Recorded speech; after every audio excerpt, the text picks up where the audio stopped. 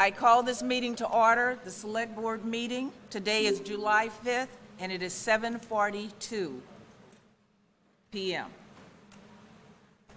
I'll accept a motion to open our meeting. So made. Second. Okay. All in favor? Aye. Aye. And I vote aye as well. Roll call, Mr. Gito. Yes. Mr. McCrisky. Yes. Mr. Cavey. Here. Mr. Carrera. Here. And I am here as well. Moving right to our citizens' comments. Do we have any? Oh, Pledge allegiance, I'm sorry. I would like for you to stand, if you're able, to salute our flag. Thank you. I pledge allegiance to the flag of the United States of America and to the republic for which it stands, one nation, under God, indivisible, with liberty and justice for all.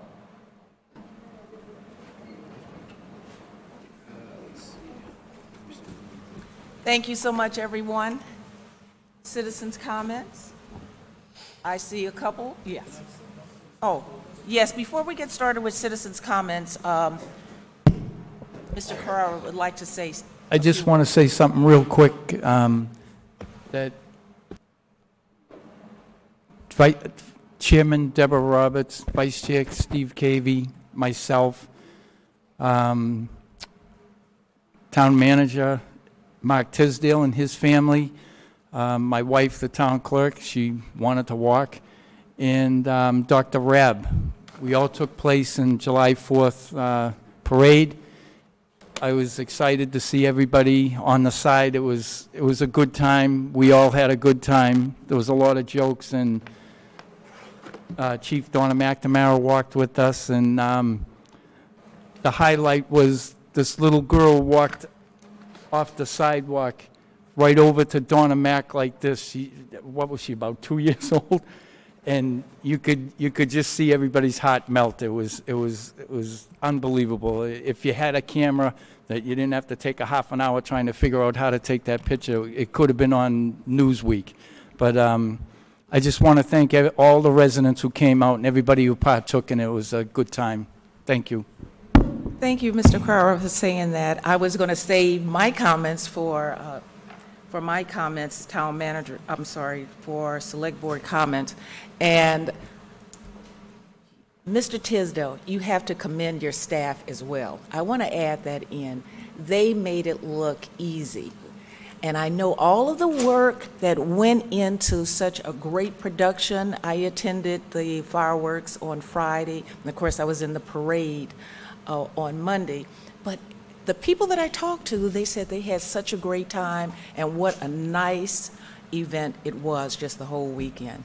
So from the police, the fire, DPW, your recreation staff, I can go on, and of course, under your leadership.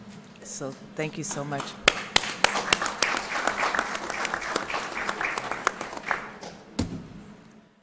So now we'll officially go to our citizens' comments. Please approach the table, state your name and precinct. Thank you.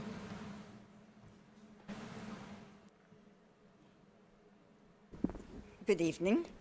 My name is Jan Jones, and my precinct is 720 Park Street. Would you believe right now I can't give you the number? I do know it. I do.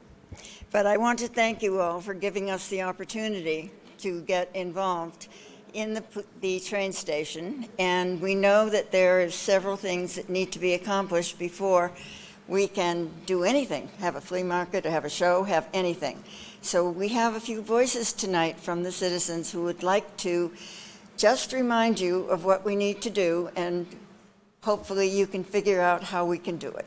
So thank you for your time. Sam?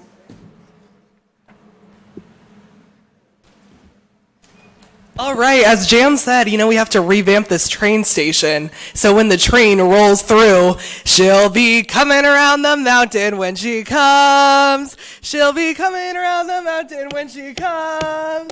She'll be coming around the mountain. She'll be coming around the mountain. She'll be coming around the mountain when she comes. She'll be bringing brand new bathrooms when she comes. The train station will have brand new bathrooms when she comes. We'll be coming around the mountain. We'll be coming around the mountain. We'll be coming around the mountain when she comes. Yay. Yes, we need so many things in this train station. We need lights. This is great. We need a bathroom. We need carpentry. We need egress. So please fix the train station. Thank you.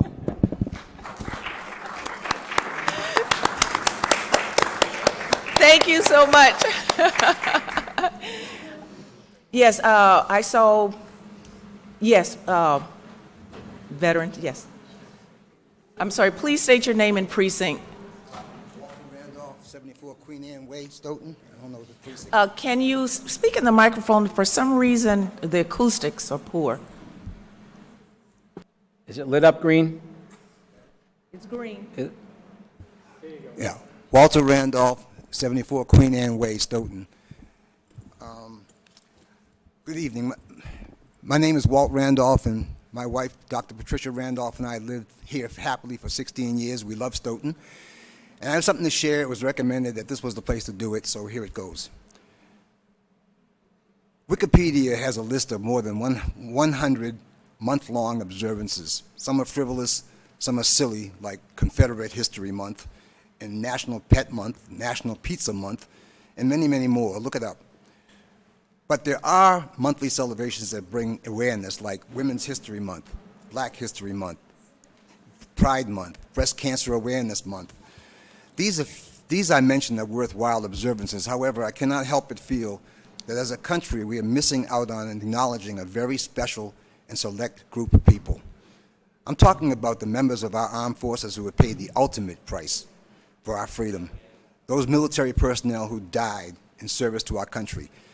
Yes, we have Memorial Day, and Veterans Day, and Flag Day, the 4th of July, but I feel it's just not enough. For many, Memorial Day is just the kickoff to the summer season, barbecues, white sails, and the like. Many towns have local Memorial Day commemorations, like here in Stoughton, and last week's 4th of July fireworks, and Boston's on the Esplanade last night, which are good, but we can do more if we have the will. I come before you tonight to ask your consideration and support for a novel idea for our town to become an example to the nation. I say our town because it has to start somewhere, and hopefully we can grow to nationwide status as it becomes more widespread to politicians, news outlets, etc. I'm proposing a Memorial Month. That's right, an entire month dedicated solely to the remembrance of those who died for us, the ones who did not make it home to enjoy the freedoms for which they fought. 6,800 died in the Revolutionary War, 110,000 in the Civil War, 116,000 in World War I, 73,000 in World War II, 36,500 in the Korean conflict, and more than 58,000 in Vietnam, and 2,400 in Afghanistan. Imagine if we had a Memorial Month and it caught on. During that month, we would see television shows dedicating segments to some of the sung and unsung heroes. We see this during Black History Month, Pride Month, and others, where heroes of these movements are honored and the public is made aware of their contributions all month long. I envision the same for our fallen. For example, I'm the Vice Commander of Disabled American Veterans DAV Chapter 119. It is named in honor of First Lieutenant John R. Fox, a Congressional Medal of Honor recipient who on the day after Christmas, 1944, in Apollonia, Italy, in a building observing enemy German soldiers quietly infiltrating the town. What did this hero do, you ask? In order to defeat the onslaught, Lieutenant Fox radioed his position to the artillery battery and called in artillery fire on his own position, killing him and more than 100 of the enemy. In 1997, he was posthumously awarded the Medal of Honor by President Clinton. Oh, and did you know Lieutenant Fox was a black man? But there are many, many more untold examples of the selfless courage of diverse men and women who could share every day of the Memorial Month Between our news sources and celebrations injected into TV spots and social media, we can edify our young people, not just here in Stoughton, but around the country. To some, it may sound maudlin to have these constant reminders of death and sacrifice for an entire month. That may be, but one thing is for sure. It will raise awareness and appreciation of our dead. I am more than happy to share contact information with anyone that desires it. Thank you for your attention, and God bless America.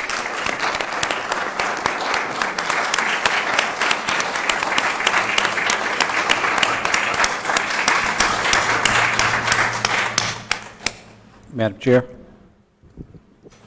Yes, Mr. McCrisky. Madam Chair, I would ask that you you hook up the veterans agent so that this proud man and brave man to get up here and hit us with that is great. It is something that I've never heard in my years on the board. It's outstanding. But if we could have the veterans agent, you know, reach out to him ASAP and have that meeting, and if you could, you'll get a message from them to you and see what we do to get that done ASAP. So. Please step forward once again. Sorry that you left the table. It was the veterans agent that suggested I talk to the select group, this selectman. Excellent. Because I broached the subject with him first, because I didn't know what to do or which direction to go in. And he aimed me here. I'm just hoping, I'm glad for the reception, and I appreciate it. And like I said, on behalf of, I'm always spun up thinking about the ones who died. I'm a veteran, fine, of the Army and the Navy. And I go to the VA, and I get taken care of, and I'm still here. I think about all those guys that, they ain't here, you know? And well, we get the benefits, fine. That is wonderful. It's a wonderful idea, and thank you for step forward with this idea. My father was in the Korean War. He was a veteran, and he just recently passed away 2 weeks ago. So I really hear what you're saying. So thank you very much, and we'll take action on this as best we can. It is a very good idea. Did any other board members have something to say in this regard? It's on. So thank you very much. And I can connect you. I still have your business card from the first time I met you. And your wife, Dr. Randolph. So thank you so very much.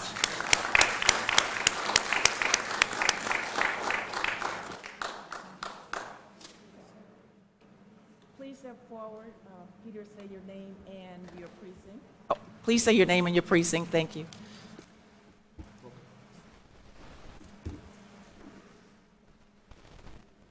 Hi, good evening. Peter Ventresco. Sir? Yeah.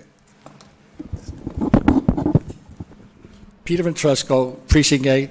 Good evening. I would like to ask a question of the Board of Selectmen, because you are the road commissioners, regarding Pratt's Court, and I can never figure out why it was done that way. From West Street coming in Pratt's Court, like you're heading back out to Canton Street, the town has a pumping station there, and it's blacktop from West Street to the pumping station, the property line. And when you come down Canton Street, it's blacktop all the way to the property line of the pumping station. That frontage of the pumping station, the town-owned land, it's just a washboard road there all the time. I wonder if you can give me the answer why it's that way, and if we can blacktop it, it'd be appreciated.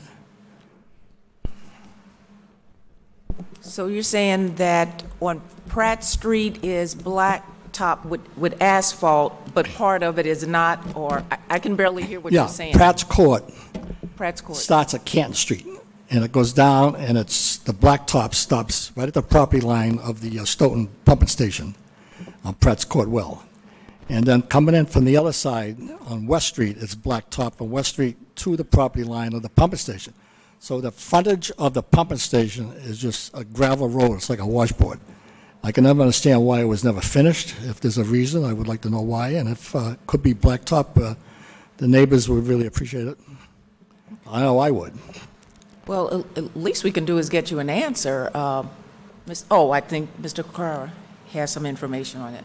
I was going to lean toward Mr. Tisdale, but Mr. Carrera? Mark's a little too young for this question. That road was left that way because the town used to haul out of that pit. And when the trucks would come out of the pit and the equipment would come out of the pit, it would tear up the asphalt that was on that roadway because it's dead sand and it didn't hold the asphalt. They tried it once and it all tore up. So they left that section out and it's just been out all along. Well, my answer to that is, yeah, there was basically a big sand pit there with a lot of clay into it, but the road itself looks pretty well packed with gravel. But If it was pretty well packed with gravel, Peter, it wouldn't wash away. No, and if they were to blacktop that, it's not being used as a pit today anyways, but even if it was, if they blacktop the road and blacktop a good portion going into the town-owned land, that would take away that problem of, as you get to the edge of the road and the heavy trucks turning, would... So, Mr. Vetresco, we'll get an answer for you and get back to you. All right, thank you. Okay, thank you very much. Are there, yes, who, I can't see around Mr. Vetresco. Yes, please move forward, yes. I think I saw Ann Savino's hand up, so maybe he'll go next. Dan Kelly, 27 Keith Terrace. I just want to say quickly, you have a lot of appointments going on tonight, and we have 2 existing seats that are open, and our existing chairman is up for reappointment tonight. I want to just reiterate and make sure that you guys understand it's a very important position, and we have a planning board that has a lot on the agenda coming up, and I think it bodes well for the towns who are going forward to be sure that whoever you do appoint tonight, that we have good experienced people that understand the board and people that understand what's going on as far as how we're going to move forward. Somebody involved with the town for a lot of time would be, would also help that out, but somebody who's engineers, architects, those types of things would be really important. Joe Scardino, who is up, also has a lot of experience, and we hope we can take any type of political or any type of issues out of it, but we actually get a board that works together. I presently sit as the vice chair, and that's the way I'd just like to express my concern about that going forward. Believe you me, Mr. Kelly, we'll make the right decision based on the information we have at hand. And I appreciate that. And I just wanted And to we're just glad that explain you my are concern still with it. on- I could not stay tonight for all the hearings, but I just wanted to express my concern and be Thank part you. of that. We're glad you're still on the board. Thank you. The Very planning welcome. board. Thank you. Bye-bye. Mr. Ansavino, please step forward and state your name and your precinct. Thank you. I'll give you my name, address, whatever you want. Thank you. Thank you, Madam Chair. John Anzavino, 25 Ross Ave, which is Precinct 4. But I'm just here as a taxpayer. I'm not here in any of my other capacities that I serve on town boards and so forth. After last week's meeting of the board, I had some concerns, and it has to do with your vote on expanding the cost of the fire station and how that came about. Because on October 5th, you had a presentation from the former town manager, which gave you a cost of that project at $27.3 million. And when you reduced it by the funds that they were hoping to get, the borrowing was going to be $20 million plus. And they said, round it off, call it $21 million. And that night, this board voted on a 5-0 vote, on the second vote they took, to do a 65-35 split between the levy and an exclusion. And that was using the $21 million borrowing. When this was presented to the Finance Committee on November 3rd, it was the same thing. $27.3 million estimated cost. The ARPA fund, $6.4 million. It was going to bring it down. The borrowing was going to be $21 million. At town meeting on December 6th, the same presentation was given with the same figures. $27.3 million with $21 million borrowed. Now, here we come on the 28th of June, and you get a presentation that said in August of 21, these were the estimated costs, and in May of 22, the estimated cost was now $3,004,000 more. And you gave the approval on that increase. The town meeting vote, the motion was to appropriate, not borrow, to appropriate up to $27.3 million. but it was made very clear at every presentation that the borrowing on this project would be $21 million. So I'd like to know, and whatever, this is my comment. I don't know how the board can increase spending by $3 million. Like, matter of fact, town council said at town meeting very clearly at the December special town meeting, only town meeting can appropriate funds. So I'm not sure how the extra $3 million gets okayed without any other input from town meeting. Agenda tonight, we can't talk about it. And this board itself had voted based on the $21 million of borrowing. Thank you, Mr. Antonino. That's my comment. But I would like to, first of all, it's not on the agenda tonight, but we have a plan in place. When I originally received, just the other day, an email from Mr. Enochian, our plan was, because we didn't want that going back and forth, because let's face it, emails are ineffective.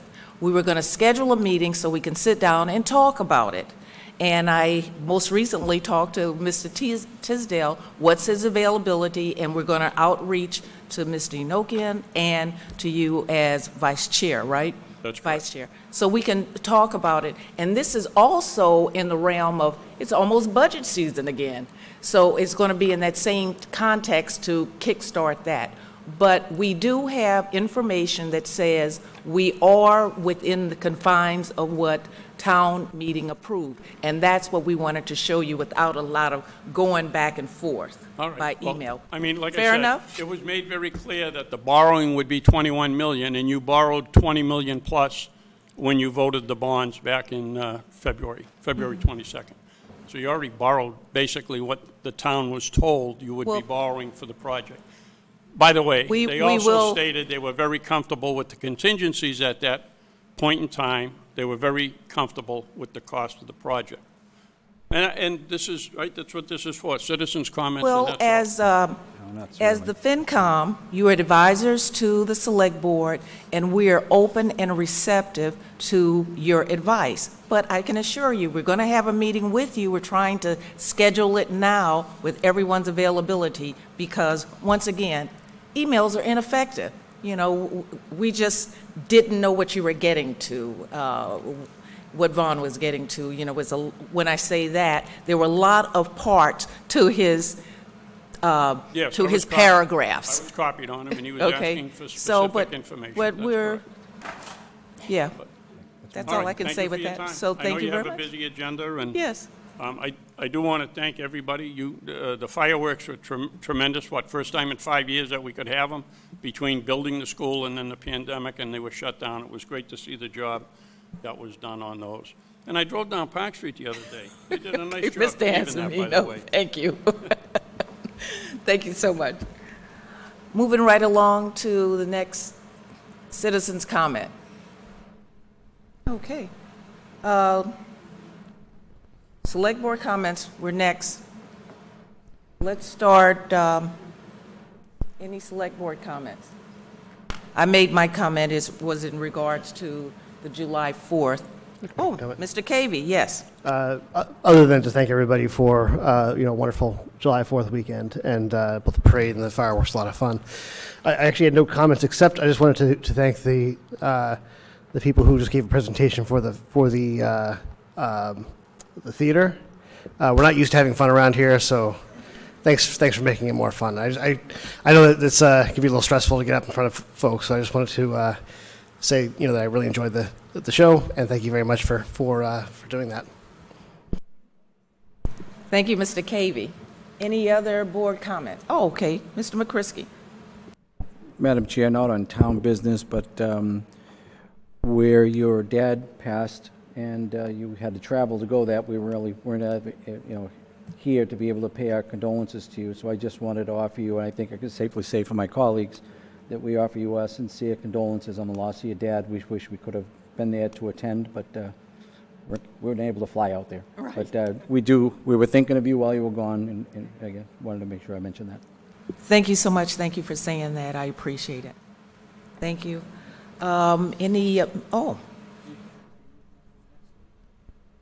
Mr. Gito, did you want to go next? Okay. Mr. Gito.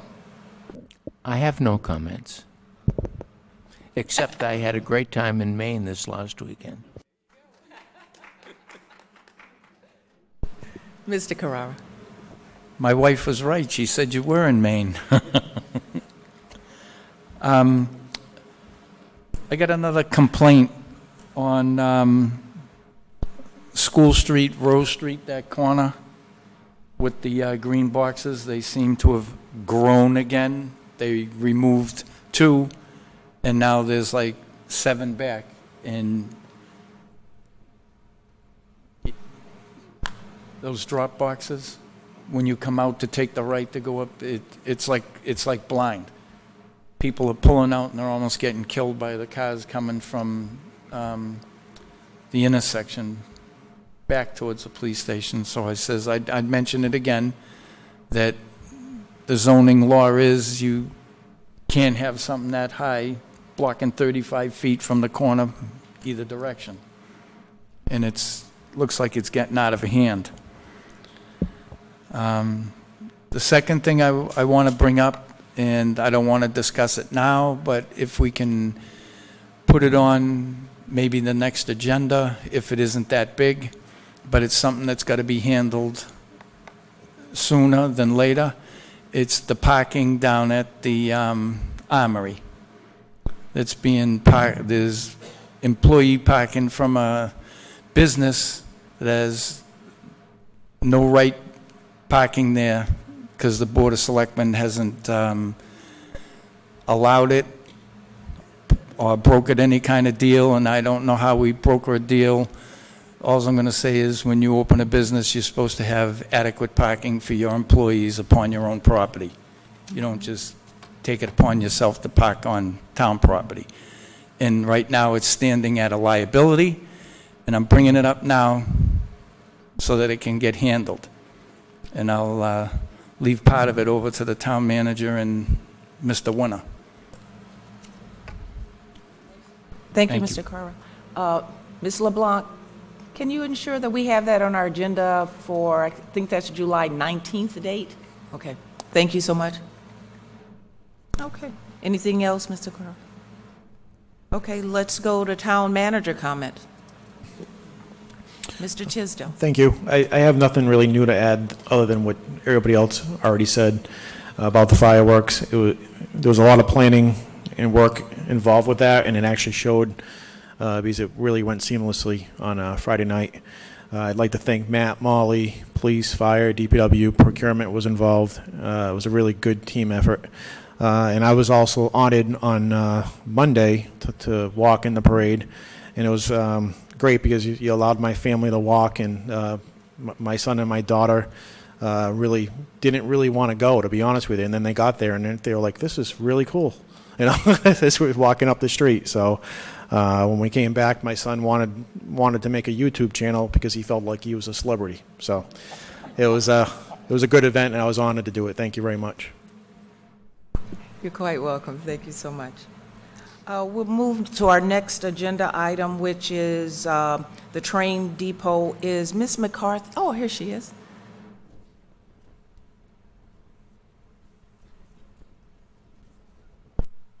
Please state your name and your title.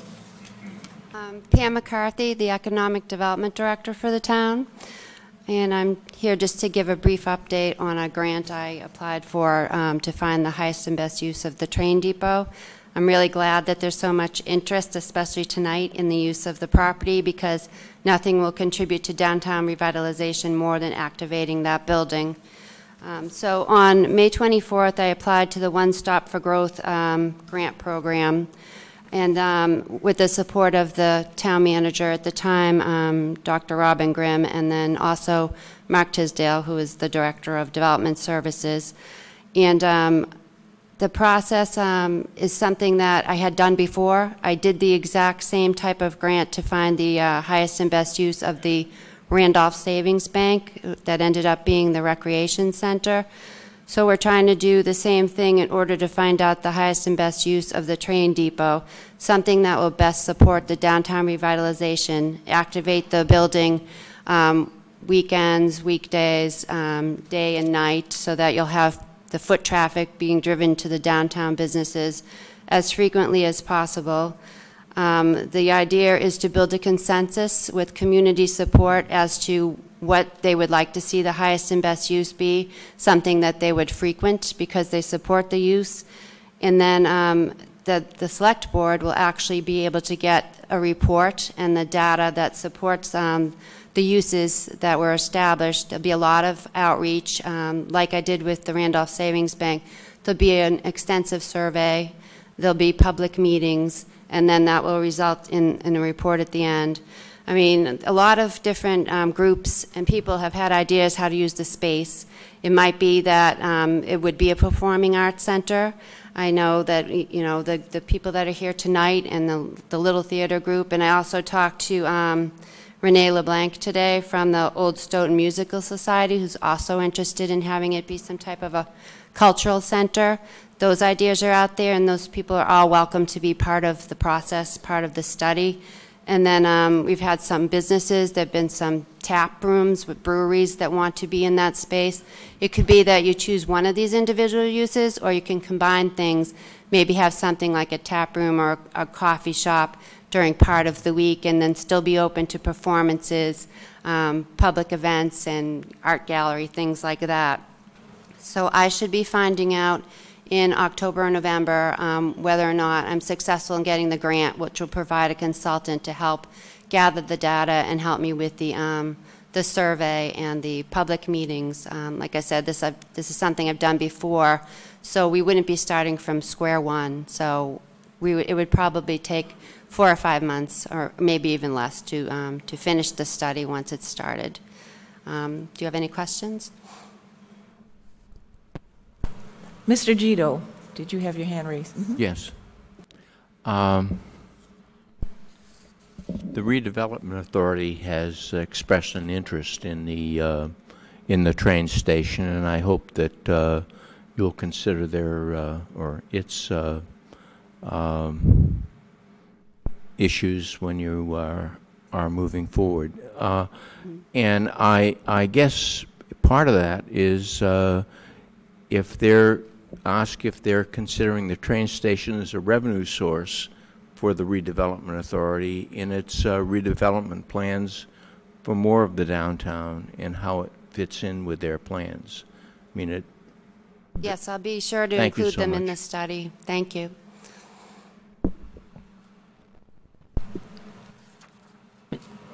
Mm-hmm. Mm-hmm. Mm-hmm. We have no questions, and thank you so much for the update. All right, thank you. Greatly appreciate it. The next topic on our agenda is an update on the community paradigm, and that is the recruiting for our next town manager.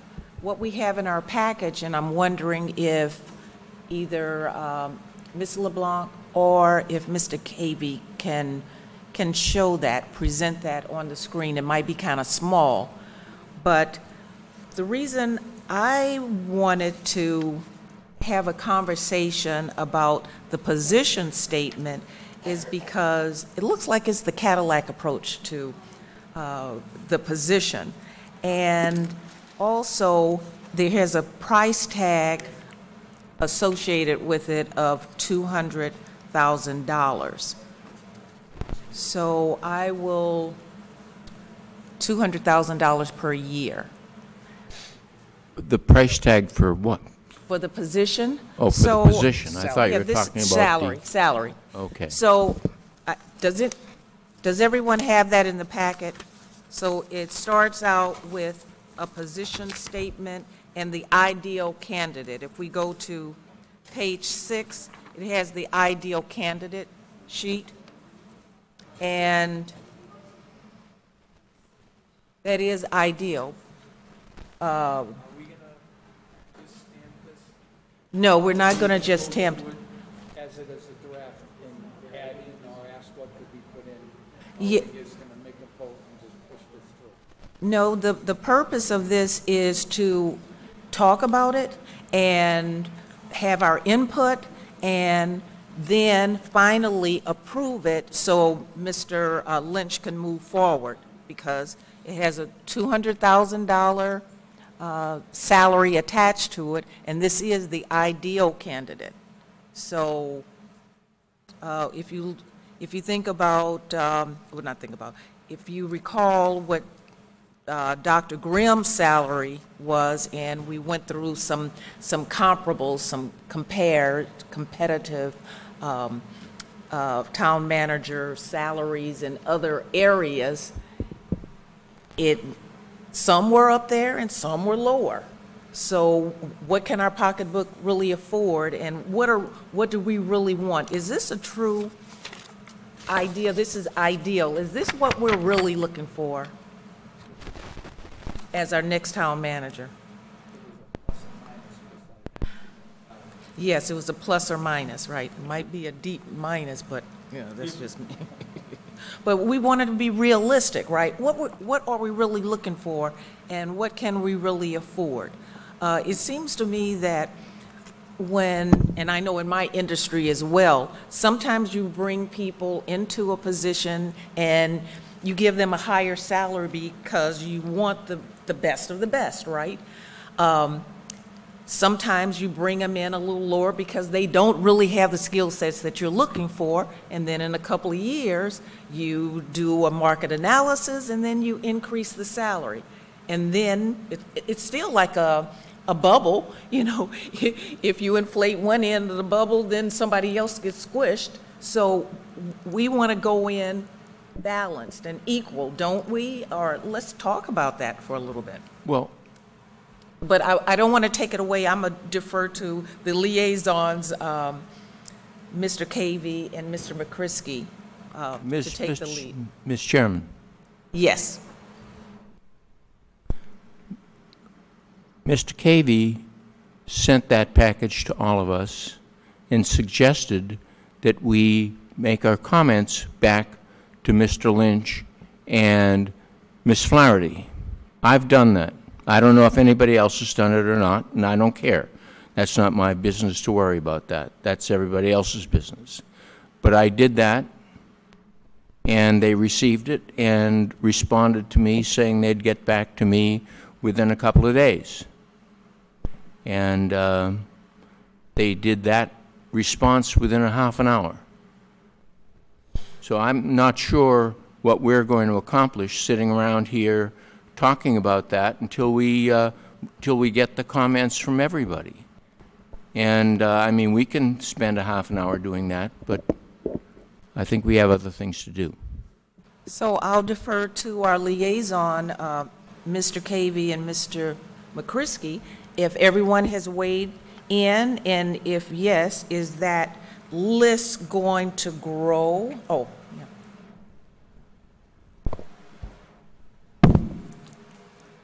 I wrote mine on the draft. I didn't weigh in with them. I don't have that time, and I don't know how to do that with them.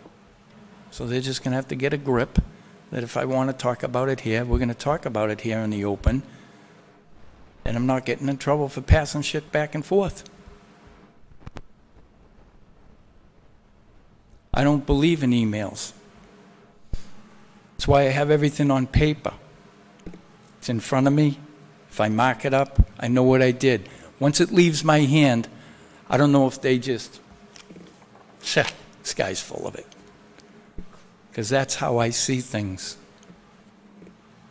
I don't tap on a computer all day. I'm not that good. I run a machine for a living. But I'm good with my hands. I have to write it down. That's why I wrote it down when we did the hiring policy. It says draft. I thought we were going to talk about it. If Lou doesn't want to talk about it, then take me out of the pie. I'm happy to talk about it, Mr. Chair, but it's 5 minutes on our agenda, okay? I mean, if we were going to have a discussion for an hour on it, that would be one thing, but that wasn't my expectation. I thought when I came here that Mr. Cavey and Mr. McCrisky were going to update us further on what they're doing with the committee. Well, I mean, if we want to have a discussion, an hour discussion on it, then let's schedule that and do something different than what we're shown. Okay, Mr. McCrisky wanted to make a comment, and so did Mr. Cavey. But as you recall, this is a standing agenda item on our meeting.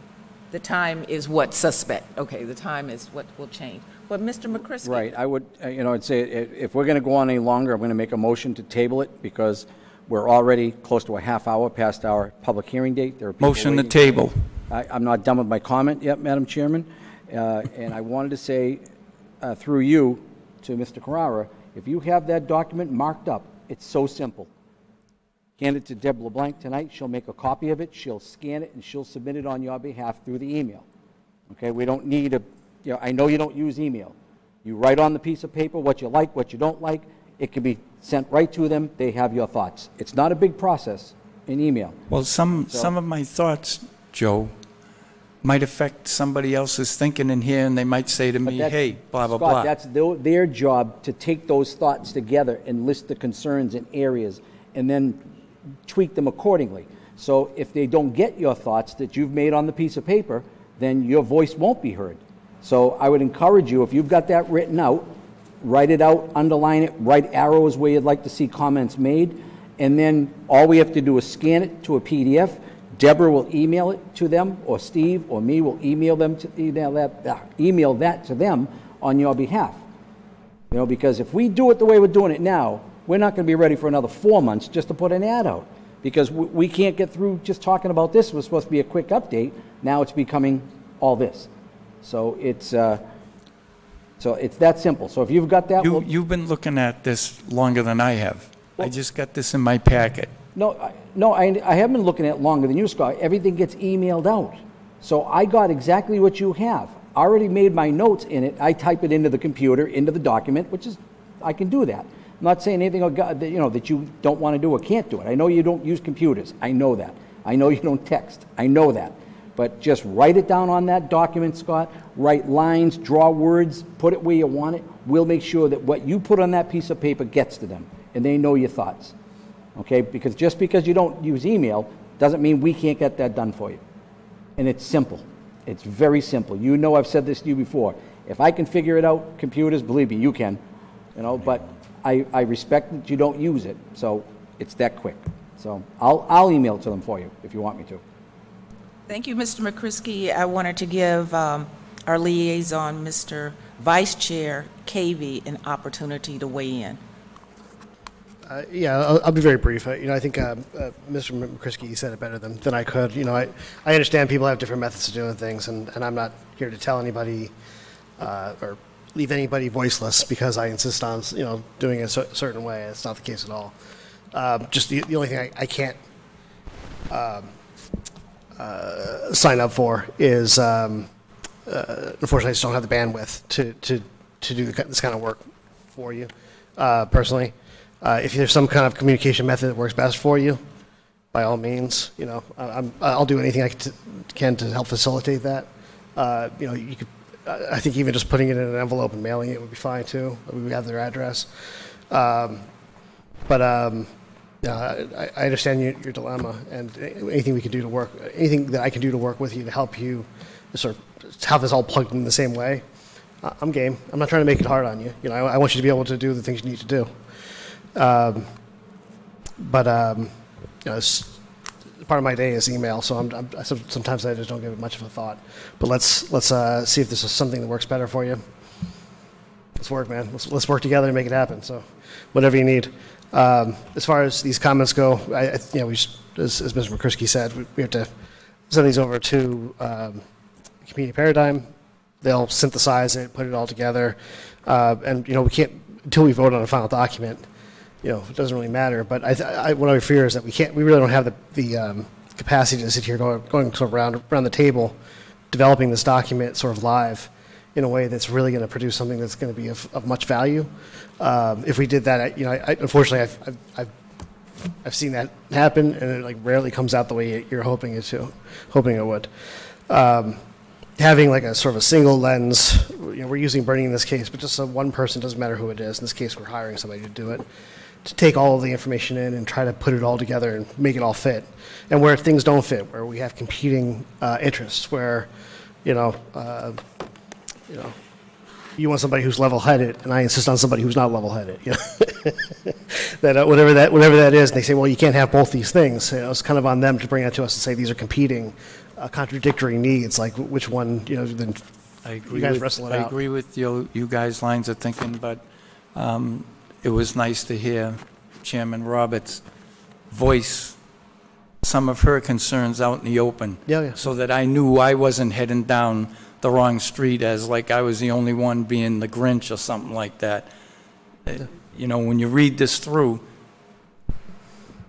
as a boss, you never start anybody at the top, because the second they sit in that seat, they go, oh, thank God. And then do they produce or don't they produce? Some sit there like a big duck. Others blossom. Yeah. And that's why this world of town managers rolls every 5 years. I think there's only 10 town managers in the whole state, but they work for every town. And there's 351 towns, and they seem to go from one place to the other right after, you know what I mean? I think once we incorporate all of our thoughts into this is my thought. You know, I'm not the boss here. Like we all have a say in this. But my thought is if we put together, finish up this stage of it, get together a document that, you know, and where the folks from Community Paradigm can put it into, sort of synthesize all the information into a single document, then we can, I think we'd have, be in a good place to sort of go through and see, make sure that, you know, this aligns with it, makes sense, and that we all agree with it, that the philosophy is right, the, you know, there's nothing here that, you know, that we're, you know, there's a, something referred to as the Abilene paradox, where you know, sort of nobody says no to something, so everyone thinks everyone wants to do it, but actually nobody wants to do it. There could be things in here that, you know, nobody wants, but nobody said no to it, so it's just, it's in there now. That's a good time to probably get there and kind of go line by line. But I think we're going to have to probably wait until we get something that's a little bit more, slightly more polished before we're able to do that in a reasonable way. But I think all of your concerns are very valid, so I appreciate you raising them. Thank you.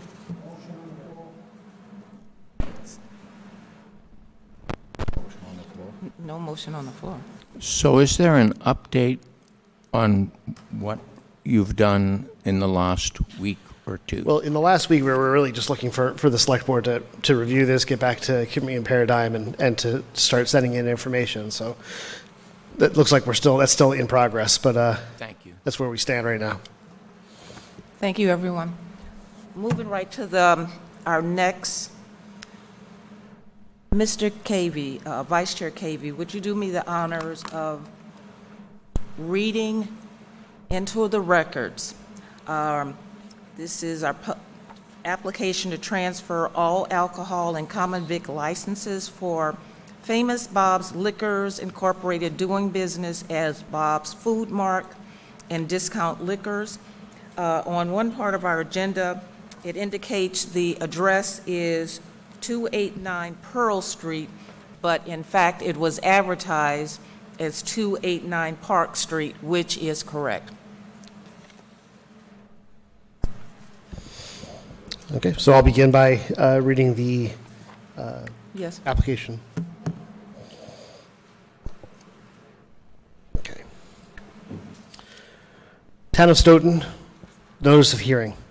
A public hearing will be held by the Select Board on July 5th, 2022, to consider the application of Famous Bob's Liquor Incorporated, doing business as Bob's Food Mart and Discount Liquors, for the transfer of an all-alcohol license and common victualers license at 289 Park Street, Stoughton, Massachusetts 02072. Hearing will be held at 8 p.m. The hearing will be conducted in the Great Hall, 3rd floor, Town Hall, 10 Pearl Street, Stoughton, Massachusetts, and via Google Meets, and broadcast via Stoughton Media Access, television, and live stream. Google Meets video link and telephone connection for public comment available by calling the Select Board office at 781-341-1300, extension 9212, or email to dleblanc@stoughton-ma.gov, per order of Deborah C. Roberts, Select Board Chair, acting as the local licensing authority.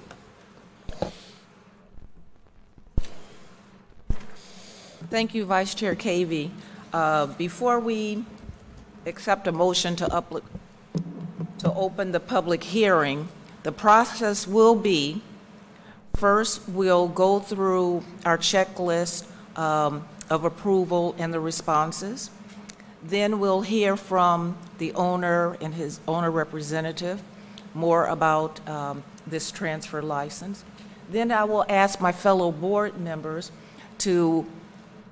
for any questions that they have. Then I'll ask citizens if they have any comments. Then I'll come back to our fellow board members and ask if they have other questions. Then I will accept a motion to accept the all alcohol and common vic license. So with that said, I will accept, is there a motion to open the public hearing? So made. Second. All in favor? Aye. Aye. And I vote aye as well. And Mr. Krisky voted? Yes. Yes. So all in favor, yes. And we will open the public hearing. I will defer to Vice Chair Cavey to go through the checklist of all of the responses from the various departments. Sure. Thank you very much, Madam Chair. So in our executive summary, there's mentioned that all departments are okay, but there is a C note for workers' comp. But as I go through, I notice there are some additional comments that we should probably just read into the record, so maybe people are aware. First is from the Department of Health. So the Department of Health has no issue with future transfer of retail liquor licensing, which is outside the Board of Health purview. The current Board of Health permit for the dumpster and food establishment, FE, are expiring at the end of June 2022. But we have received renewal applications and fees from the current owner, Jody Ent, who we will be issuing this new annual FE operating license to for July 1st, 2022. Before the new owner, this is Vasal Patel, can sell food or tobacco at this location, he will have to submit application to the Board of Health for review and approval prior to receiving authorization from the Board of Health to operate for retail food and tobacco sales. Please note, Board of Health tobacco licensing goes from October to September, whereas food permits go from July to June. Therefore, current tobacco license does not need renewal at this time, but will require an application for which upon transfer to new owner. So that doesn't have any impact on the current license, but those are things that you may need to be aware of in the future. And then there was a workers' comp comment as well. Let me see if I can track that down.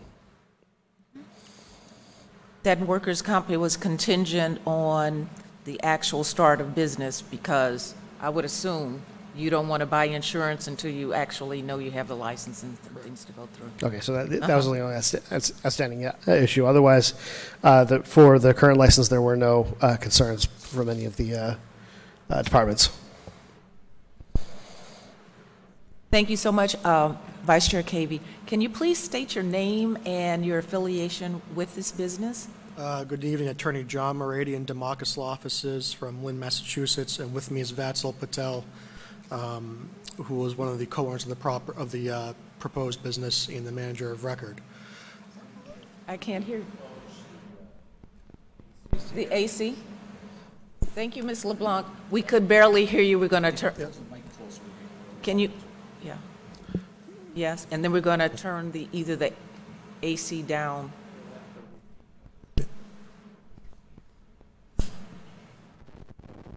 Better? Much better. Thank you.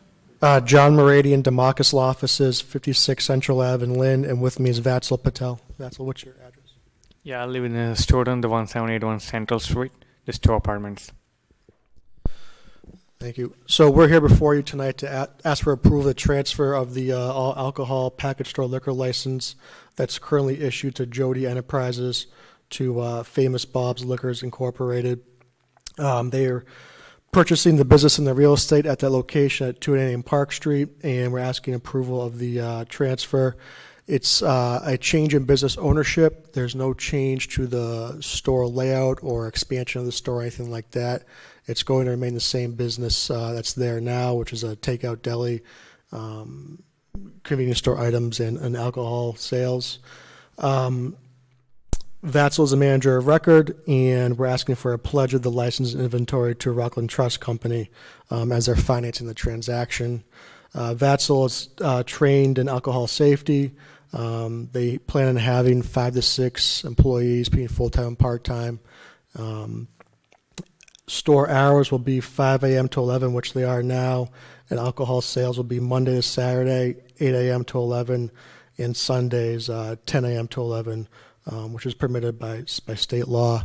And to Mr. Cavy's comments about Board of Health, we are well aware of the requirement to get the Board of Health permits before we actually purchase the store. I've spoken extensively with Ms. LeBlanc and Mark Tisdale about the requirement to make sure all departments sign off on and approve their respective areas before the board here actually issues the license. The ABCC takes right now it's 6 to 8 weeks to actually review and approve a transfer, so there will be a lag time between tonight and the actual change in the ownership. But they will not purchase the store until that's done. Thank you very much. Thank you very much. I'll It's a question. just a minute. Question on the process here. You stated that you understand there's a list of things that outstanding that have to be addressed. No, that's the Board of Health requires Board of Health permits to get the Board of Health permit, tobacco license, items like that. Okay, so through you to the town Madam Chair, through the town manager. So everything that should be done to get here is done, correct? Correct. Okay, because a lot of them, we end up having these applications, there's more of them than less, then we end up giving them a laundry list of things. We say yes, when we should be saying no, tell us it's done. And we end up saying yes, tell us when it's done. And I want to make sure that everything that needed to be taken care of today has been. Speaking to the Board of Health, Larry at Board of Health, the food establishment permit will be a simple permit to obtain for this establishment.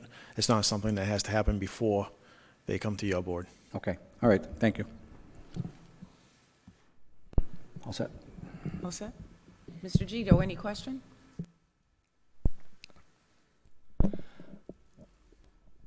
You've, I think, pretty much answered a major question that I had, which was, how is the store going to be run?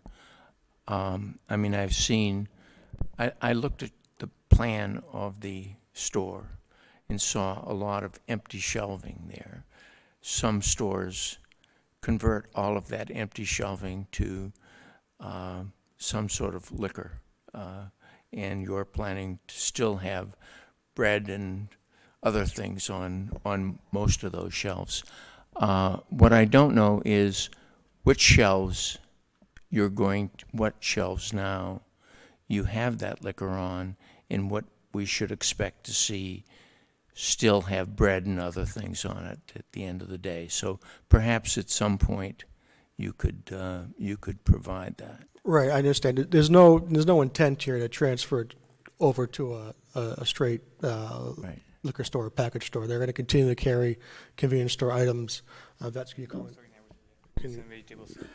So we're gonna try to keep everything as like they are having the grocery. They have the most of the vegetables and fruits. So we will keep them as it is, as we can help the local public too. So they don't have to go so far to get the groceries.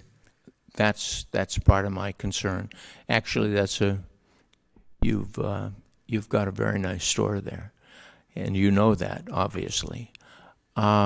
The only other question I have is you're going to be managing a liquor store, and your background is not in that area. I know that other people in your organization have several liquor stores, so I don't know how you're addressing all of that. He moved here. Is this working? He moved here recently from California. He's been working over actually at Norwell Wine and Spirits as a cashier to get local experience in alcohol sales too. Thank you. Thank you very much. Thank you, Mr. Gito. Mr. McCrisky. Yes, with that, I believe, and counsel sitting to my left here, is that you're required to submit a plan where the alcohol is going to be sold. We have other plans that are on file in Town Hall with such that, so that that area that has been, if I'm not mistaken, and I frequent the store often, has not remained basically unchanged other than some specials here and there, that they would move closer to catch somebody's eye. But the main area where you're going to be, the alcohol is going to be sold has to be identified on a plan. We can resubmit a plan if you like. It's this. We provide this plan from the Mateos, I believe is the name, from Jody Enterprises, but we're not expanding the footprint of the store. They're going to maintain the way it is. There's no addition, adding on a 1,000 square foot area of it or nothing. No, I understand that, but just the way the store is designed now, if you were going to say that it's not going to change, there's still supposed to be a plan historically, unless something has changed recently, and I know that I can refer to a location on Page Street where it was an issue, where they moved it without notifying the board, and the ABCC is the one that caught them on that. So I know that it existed, so I want to yield to council. We may have to find that answer, but if all you would have to do to satisfy me is say you're not changing the footprint of the current store, and we can go from there. If there's a problem, that's exactly it. We're not changing the footprint of the current licensed premise. And the alcohol will be sold as it is sold now. Correct. Okay, so we can probably look into that a little bit. And Madam Chair, would you like me to respond? Just Yes. very, very briefly. But my understanding is because this is an existing establishment that there would be a plan of record already in the licensing file. I haven't seen it, but I'm sure we can put our hands on it if we wanted to. And what I've heard the applicants state is that they're going to adopt and incorporate that and maintain the premises in conformity with the plan of record. So that's not going to change, and I believe the applicant's well aware that if they do want to change it in the future, they'll have to come back and see this board. Okay, great. Thank you. You're okay In with agreement? that? You're okay with that? Okay, great. I'm done. That's good. Thank you. Also, last one. Yes. Are you changing the name? Stay in Bob's. There you go. That's what I wanted to hear. That's a legacy right there. That's a legacy. You'll keep a lot of people happy, I think. Thank you, Attorney Winter, and thank you, Mr. McCrisky. Vice Chair Cavey, did you have any questions or comments? Only a comment. I just want to let you know how much I respect and love completed applications. And this is a completed application. You have my blessing, so thank you very much. Thank you. Thank you. How about you, Mr. Mr. Carra? Joe sits that way. I don't have anything for these gentlemen because it is a completed application and it was very well done, and I understand about the Board of Health and the tobacco runs on the state time, not our time. So their dates are different than ours, so they're still active. You don't just stop it and pick it up.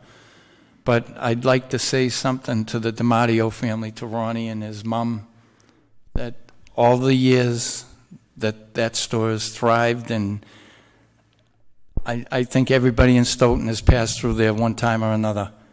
And you still go in there, you can still see Bob smiling, and I don't think it'll change. It'll always be that way, and thank you for everything to you, Ronnie, and your mom. Mrs. DiMatteo.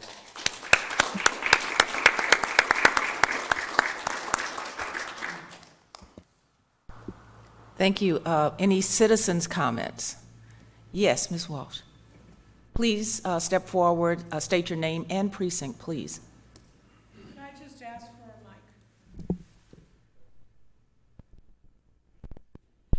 a mic? Cynthia Walsh, Precinct 3, and I'm not sitting out of disrespect. Many of you know I've lived in town since 1948. So I actually remember when the store opened, was opened by Bob's parents, and I remember his mother, because she even worked in the store that exists today. It was the front of a house, just like a lot of the the convenience stores, when any of us who grew up in Stoughton, it was the front of somebody's house. And then later on, they built the strip mall and demolished everything and put up a paved parking lot. I just want to add to what previous speakers have said. I went to the original store as a child. I knew Mrs. DiMatteo. I knew her son Bob. I had Bob's daughter as a student. I had his granddaughter as a student. I can still remember Mary leading us in the Macarena on the last day of 5th grade. I have to admit I didn't do a very good job of it. I thank you for keeping as much the same as you can. This is just an institution, and to call it anything but Bob's, it's like the deli will be the deli until the day I die. It'll never be J&I. Those of us who've been here a long time, we know the original names of things. And not changing it too much, you've probably noticed as you've gone through, the clientele is, many of them are similar in age to myself. And we're not thrilled with change. The less change, the better. And when we go into Bob's to grab a loaf of bread, we want to know where it is. And in my father's case, when you want to go in and get a 6-pack of your favorite beer, you want to know where that is. It's definitely a convenience store. It's in and out. I see vans stop there frequently, that workers share a ride, and everybody piles out, goes in the store, picks up what they need before they get home, and get back in the van. It's a piece of Stoughton history that we don't want to see go away. But we also have to realize that folks get older and they get tired, and for them, change is going to be a good thing, I hope. And the DiMatteo family will go on for generations and will always be loved in Stoughton. Thank you. Like you said, I respect you very well, and I'm giving you my words that everything will remain same as it is. And we will be more than happy to serve you now. Thank you, thank you. Are there any other citizens' comments? I'm looking online to see if there are any hands raised. Yes, sir, please step forward and say your name and precinct, please.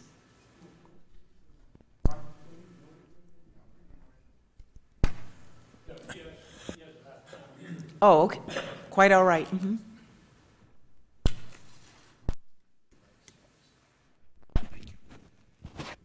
Testing. My name is Michael Samaco. Bob. He was a saint. He used to bail me out all the time. Believe me. And Bob was so kind. He would, when I was in charge of Little League, he would order me food and everything, and he said, "You're going to pay me?" I said, "Don't worry about it. I'll bring the people from East Boston to straighten you out." And he would say, "All right, whenever you get it." He was so kind. It was ridiculous. He helped the concession stand when we started it. He was so kind. It was ridiculous kind. And the family is kind, too. So I miss him. Thank you.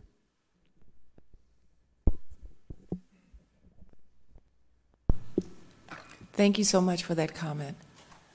Are there any other citizens' comments? I'm looking online, I'm looking in the audience. Yes, please. Please step forward, state your name and precinct.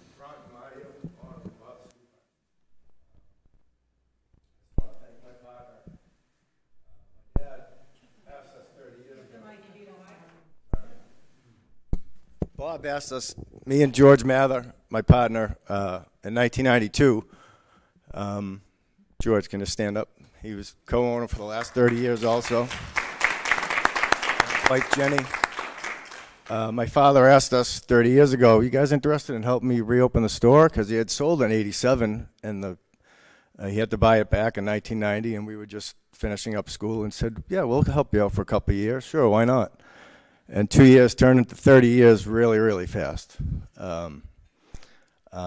I just want to thank the town, all the departments of the town that we've worked with the last 30 years, the last 67 years, really.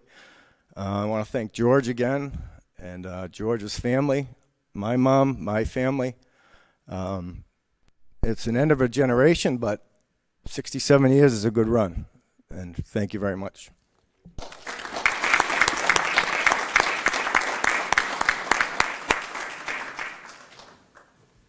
Are there any other citizens' comments? I didn't want to overlook anyone. Okay, with that? Motion to close the hearing? Second. All in favor? Aye. Motion to grant? Second. All in favor? Aye. Aye. Congratulations. Good luck. Best of luck. We'll be visiting. Thank you. Moving right along to the next. Vice Chair Cavey. Okay, should we move to open the public hearing, or will we read this first? Yeah, read this first, please. Can you read into the records? This is Do Brazil Market Incorporated. It's a common vic license application renewal located at 22 Porter Street. Please read into the records before we open the public hearing. Town of Stoughton, notice of hearing.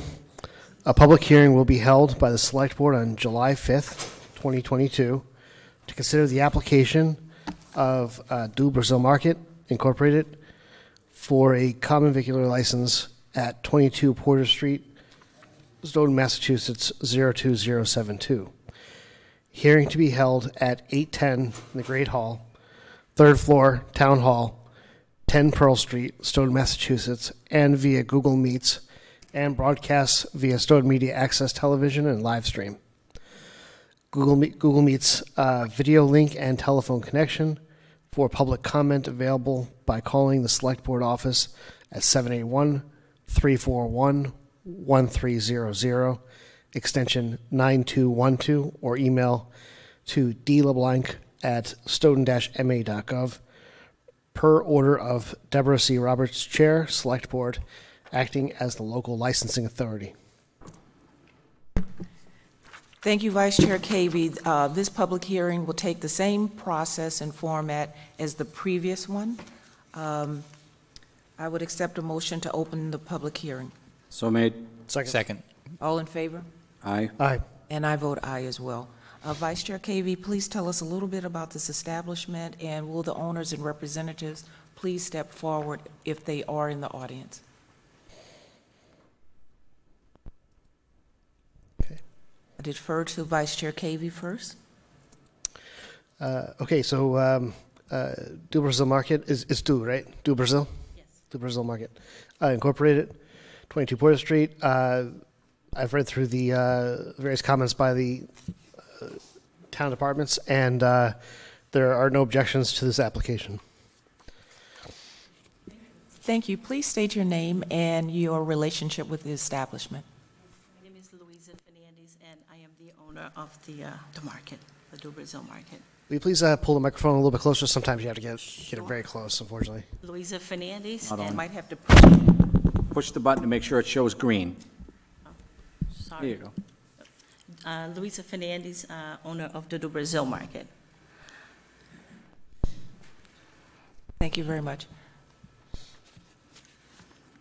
So I defer to my fellow board members if you have any questions. Nope. I have a question. It's just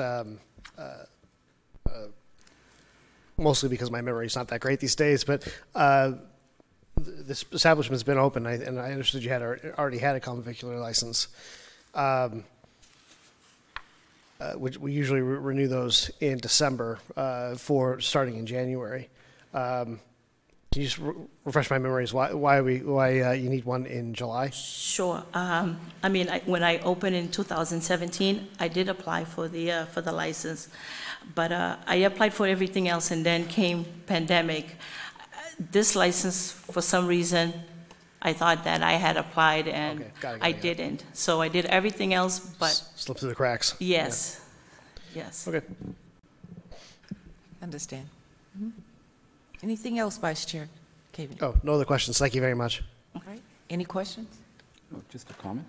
Yes. It was Mr. it was McCrisky. great to hear that, because usually when people don't reapply, we find out about it, the wrong way. And that you found out and got here yourself and corrected it, that's admirable. Thank you. Yes, I looked for everything, and that one wasn't, so I was a little bit upset, but... Oh, you fixed it. Thank you. Yes. Great, great. Any other questions, citizens' comments? Yes. Ms. Walsh, please state your name and precinct. Would you pass me my... Sure.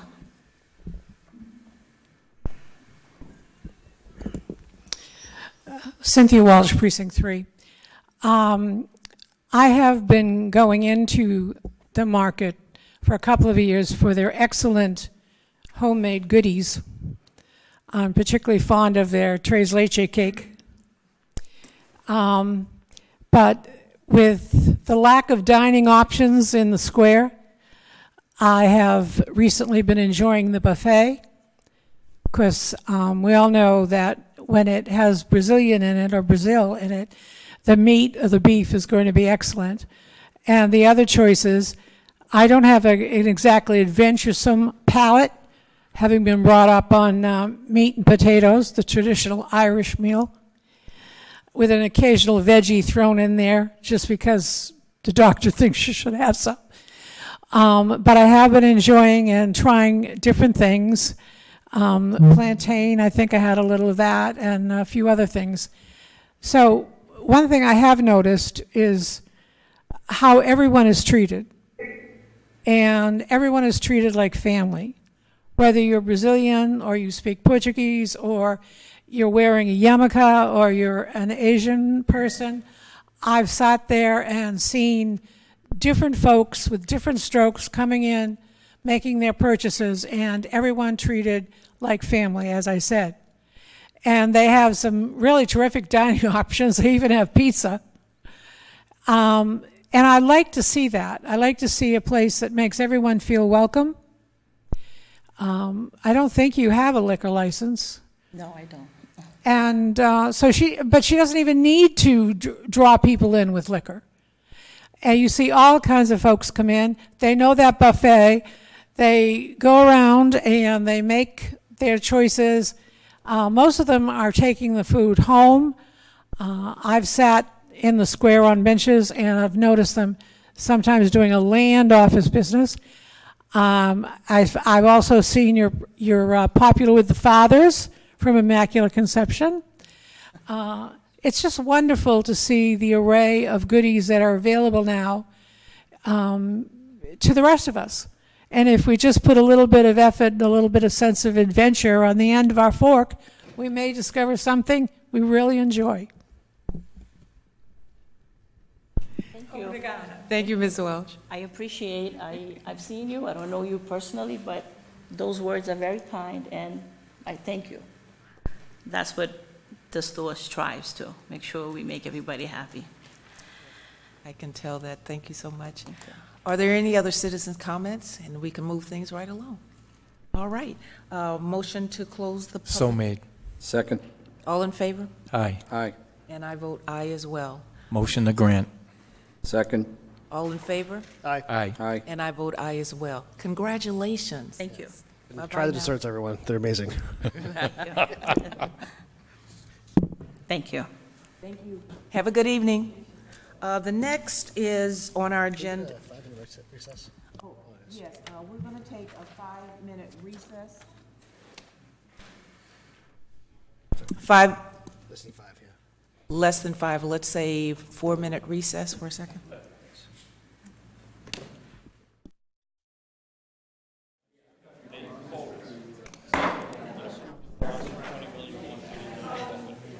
I call the meeting of the Select Board back to order. We will reconvene. It is now 9:12 p.m. So a couple of updates that I have. One is that the library trustee board on the agenda, it indicates Molly Cochran.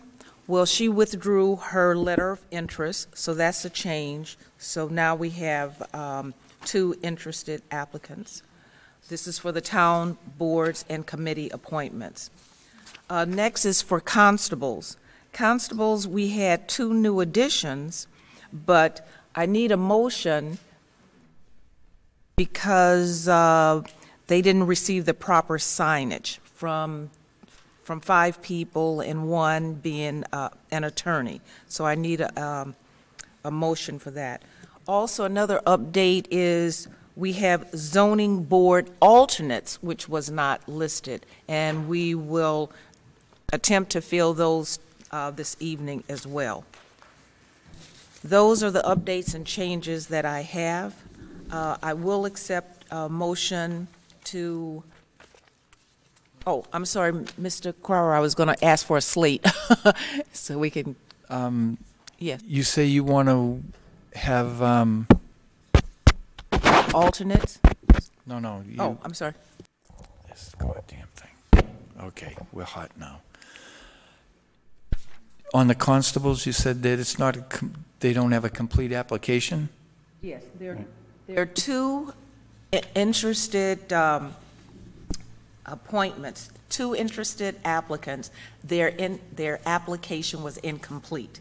They were added on today. If they're incomplete, I don't think anybody on this board should be voting incomplete applications forward. That's, Mr. McCrisky, I was trying to get a motion to say that. Yeah. Mr. McCrisky? Scott, no, it is 2 of the applications in the section where it says that it has to have 5 names of people from Stoughton in moral character. Right. And then 1 being an attorney, and there were multiple out-of-town people, not enough Stoughton people. None of them, on 2 of them, were attorneys. We raised the bar, if you remember, you were on the board then, we raised the bar for the constables because a lot of people just wanted to have that badge in their pocket. That's why I was worried It about. also says that they have to show who they're working for, and an attorney has to send a letter stating they will use their services. One of them just said, I know of him, he's a great guy, and I'd consider using him. So it doesn't have a relationship. The ones that we've had now and the 2 incumbents that are here have both of those, and they've been rock solid, dating back to when we made the change back in the late 90s. So but that's it. So that would be my motion. I'm not a big fan on incomplete, especially at that level of serving, documents. So if you make that motion, I'll do the second. That we not include any incomplete applications. Yeah, that's my motion, not to include any incomplete applications. And Mr. McCrisky, second that. All in favor? Aye. Aye. And I vote aye as well. Okay. Moving right along, I'm going to defer to Vice Chair KV. He's going to read out of a slate, and we'll just move forward. We'll have 1 vote, and what would be left would be the planning board. Yes. I have one other item that I'd like to get Attorney Winter involved in too. On the Open Space Committee, we have a person that's got an application in. They are an employee of the town. Usually when we do this, like prior, when Bill Angelos was the plumbing inspector, he was on the planning board, he had to get special municipal employee status. This person, I don't have anything against the person at all. I have a problem with the fact a procurement officer being on the Open Space Committee, which seeks lands, comes before town meeting to buy the land, and that brings the procurement officer into the pie when they're going to put things out to bid or how they're going to do it. I don't think it's proper. It puts the town at a risk where if she's a member of that committee and if they go to purchase land, we're going to have to go out of town and get another procurement officer to post the purchase of it. Do you understand? Yeah, thank you, Mr. Carrera. So to, I was going to ask council about if Yeah, no, it's but I a just want to make conflict sure of interest. council is aware, Scott, you'll remember, is that the Open Space Committee is one of the unique boards. It's not a standing committee of the Board of Selectmen that is appointed. It is not a standing town meeting committee. It's an advisory board, and if we look back, it's advisory only. They have no powers on their own. Open Space Committee, they do expand, and they've become a little bit more active in the town meeting process, but they have no authority to act on anything as a committee of the town of Stoughton. They are 100% advisory to the Board of Selectmen, so I don't know if that helps in the decision on who can sit on that. So I just want to make sure we had full disclosure on it. Madam Chair, would you like me to offer a comment on that? Yes, please do. So, I mean, there's two things going on here. One is the merits of the application, and that's for this board to decide. And I've heard what you've just stated, Mr. Carrera, and that would be a reason to vote one way or another. But the other sort of component that you're identifying here is a conflict of interest. Now, a conflict of interest is specific to the individual, and that person would bear that conflict if one would arise and have to resolve it or recuse themselves or do whatever they needed to do, file a disclosure, have an approval, et cetera. And that would be incumbent upon them to address. It's not something this board would have to address for them. So they've put their name in the hat to be considered for this position. And if that creates a conflict for them, then they would have to address that on their own. With respect to your first issue, though, that's on the substance of the application. That's not a legal problem. That's a policy question. And it's something that this board will have to consider and decide when you get to that item.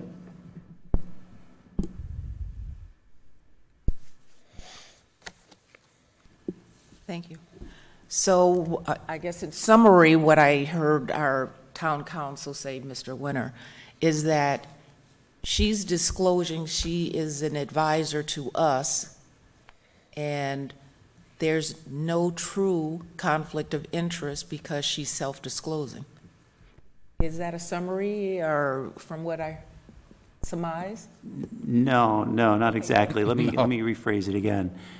It's that we here tonight aren't deciding whether or not she has a conflict or not. She needs to make that decision. And I'm saying she because I think I know who you're talking about on the list. Yeah. So forgive me for using my pronouns incorrectly if I am. But because a conflict is personal, it's not something you need to take up and decide for this individual. She needs to decide it. And if she happens to get selected and appointed and that creates a conflict, she's going to have to resolve that or not. But that's on her. That's not for this board to resolve or figure out or put it another way, to sort of impute to her. So I wouldn't necessarily consider the conflict element of it in terms of the four corners of the conflict of interest law. Now, if that bears on whether or not you think this individual is an appropriate person to fill this role, that's a separate question, and that's for the board to decide. I hope that's a little bit clearer. Yes. Thank you. Yes, it is. Thank you, Mr. Winter. Okay. Anything else, Mr.? Okay. Vice Chair Cavey.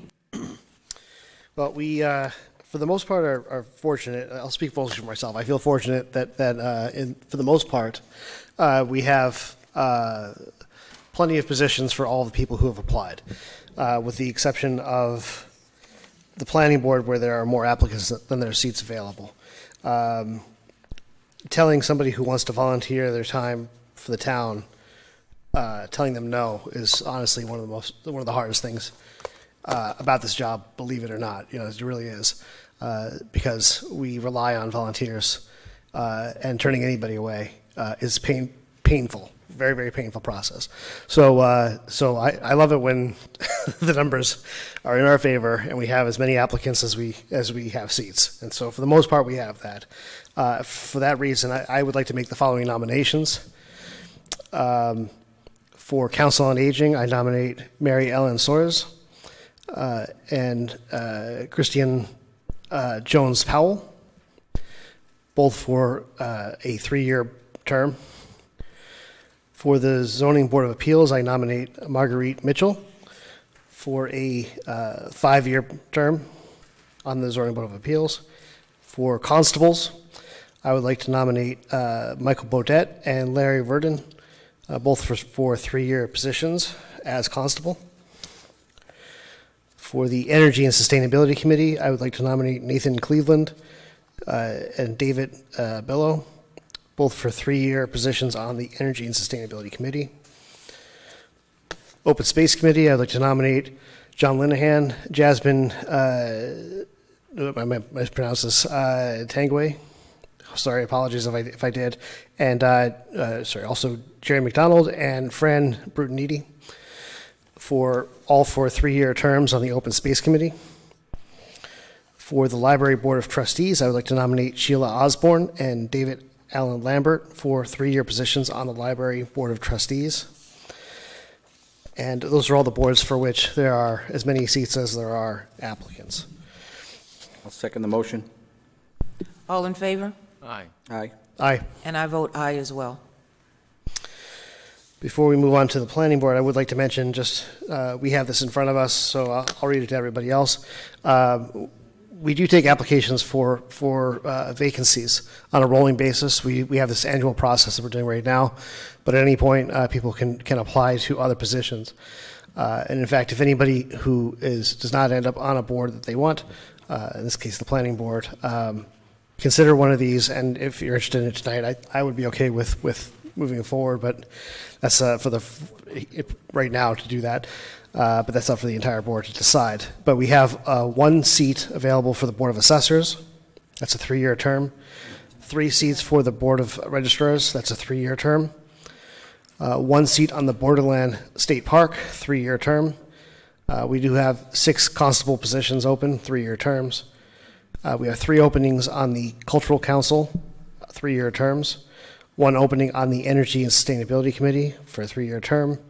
1 opening on the Norfolk County Advisory Board for a 3-year term. 1-year opening on the Self-Help Inc., which is a 2-year term. And we have 5 openings on the Zoning Board of Appeals as alternates. All are 1-year terms.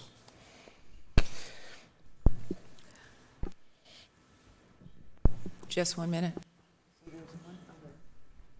So do we want to take a 2-minute break for anybody who wants to get up and go home? Okay, so it works. Yeah, I think we might be able to. Additionally, there are also openings on the town manager appointment vacancies. That is 2 vacancies on the historical commission for 3-year term, and 1 youth commission for a 3-year term. So we didn't have an application for this, but I'll make another nomination to appoint Joseph McCrisky to the Norfolk County Advisory Board. I know he's the current representative for Stoughton, so he continue on for another 3 years.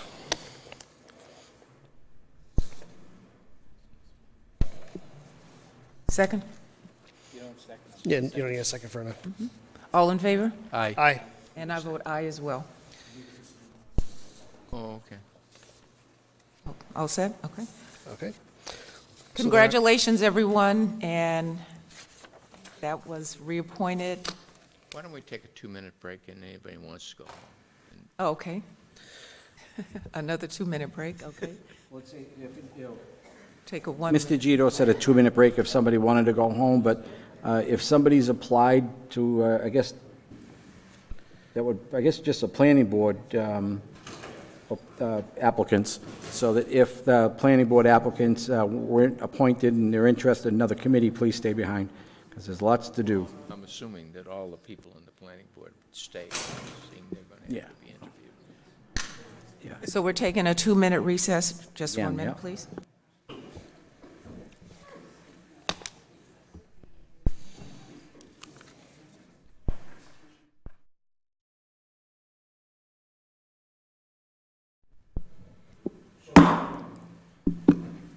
Hi, I call the Select Board meeting back to order, and on our agenda is the appointment for the Planning Board.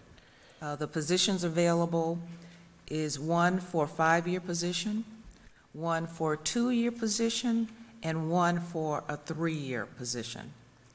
5, 2, and 1. I'm sorry, 5, 2, 1, I'm sorry, 1 for 1. And what we've done in the past is the person that gets the most votes gets the 5-year and so forth and so on. So we'll take that process again. I'll defer to Vice Chair Cavey to cite and list who the applicants are so we can start our process. Thank you. Sure. Yeah, so as the chair mentioned, there are 3 positions open. One is a 5-year term, one is a 2-year term. Madam Chair, could I interrupt just for a second? So we're going to have one vote for 7 people? That doesn't make sense. We'll still have to have nominations before we have a vote, though. I'm sorry? We have to have nominations before we have a vote. Like, there might not be 7 people nominated. Okay. I guess we'll see how that works. Yeah.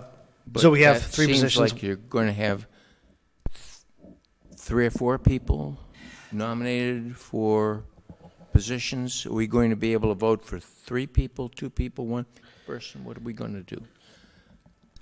I'm just trying to figure out. No, you're asking like the right questions. What's going on here? Yeah, no, you're absolutely asking the right questions. I was looking at it from the point of view of nominating people for different terms. But I'm happy to do whatever we all agree on. I just would like to know what the ground rules are. No, fair enough, fair enough. And I don't have an answer to that. Ultimately, I think that in the past, my feeling is that usually falls on the chair to kind of set the ground rules and for the board to agree that those are fair, you know, and then we kind of move from there. So I'm going to not take part in that part of it, but I just wanted to list the people who are running the positions available, and then you know, leave it to the chair to facilitate a fair voting process. Excuse me, Vice Chair Yes. Cavey, before you get started, you're on a good roll, but Mr. Carra had a question and a suggestion.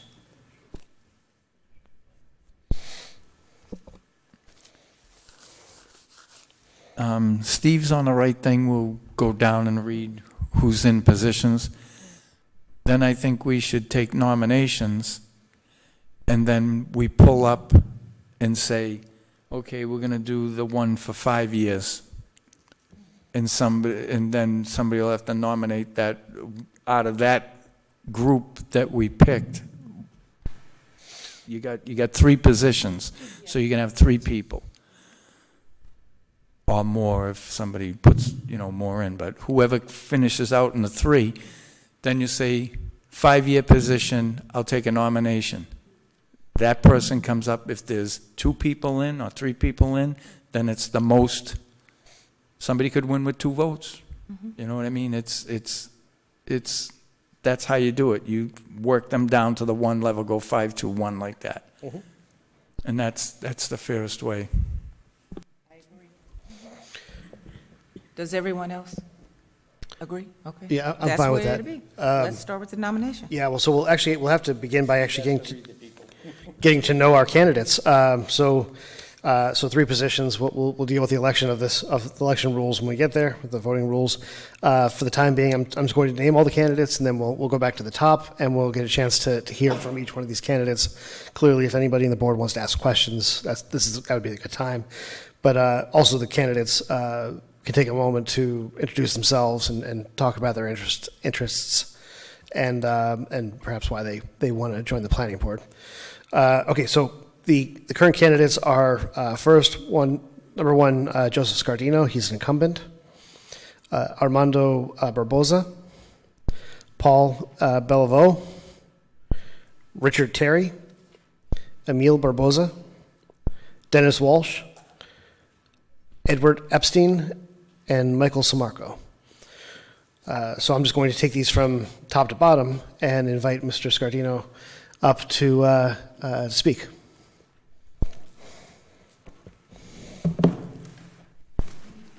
Please state your name and your precinct, too.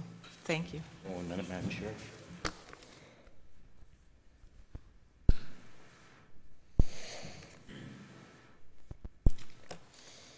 Thank you very much.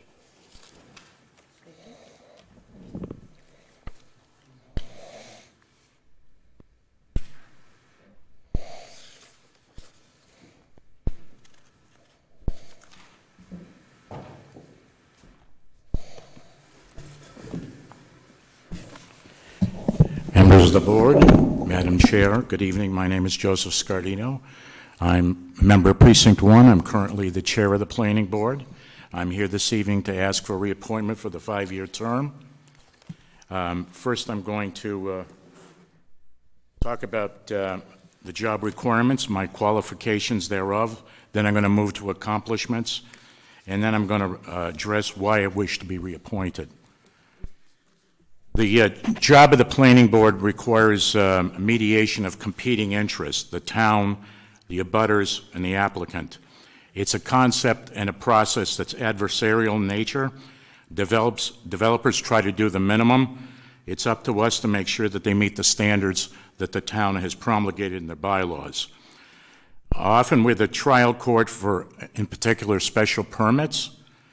Our appeals go to the mass court system. Our job entails the interpretation of laws, and that is the Town of Stoughton bylaws, some 140 pages. It is a law. We interpret the bylaws as well as Chapter 40A of the Commonwealth of Massachusetts General Laws. Obviously, somebody with a legal background is helpful, especially in this important time when we're without a town planner. Next, I'd like to move into, and one other point, as you can see from these requirements, it takes more than somebody that's skilled in reading plans. You have to be able to evaluate the law in conjunction with the facts and circumstances. You can't sit behind a desk. You have to go out and look at projects. You have to look at the surrounding neighborhood and try to work the law and mitigate between the town's interest in raising taxes and having its laws respected, the interests of abutters with regards to nuisance and impact on their homes, as well as the applicant's ability to construct a project and make a living from the premises. Next, I'd like to move into my accomplishments over the past several years. Number one on that list, I'd have to say, is the accomplishment of the master plan, of which I was the chair. Mr. Gito also joined me in that committee. Some of you may not have seen what this entails. I can't hold them all up, but it's a 4-volume set. It was done over a 3-year period of time, meeting almost weekly, as Mr. Gito probably remembers. It's probably one of the largest, most open and transparent planning processes that the town has ever engaged in. The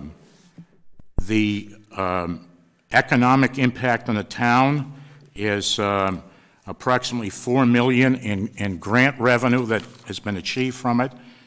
Our interim town manager, Mr. Tisdale, mentioned at a previous meeting that some of the grants that he's received, such as the Park Street Sewer Project, Mass Works grant, was the product of 2 subsidiary grants, the Community Compact and the Housing Production Plan, both of which were planning board projects and helped us get the $2.5 million. So that's how we get to the $4 million that's on my exhibit. It's page 2, and it lists some of the other grants and awards that were gotten. The other one is the $586,000 CDBG grant, the sign and facade bonus that was awarded. The design guidelines that the planning board promulgated were the one of the factors in the town receiving that grant, the economic development director receiving that grant. So the master plan is a gift that keeps on giving, to the tune of about $4 million.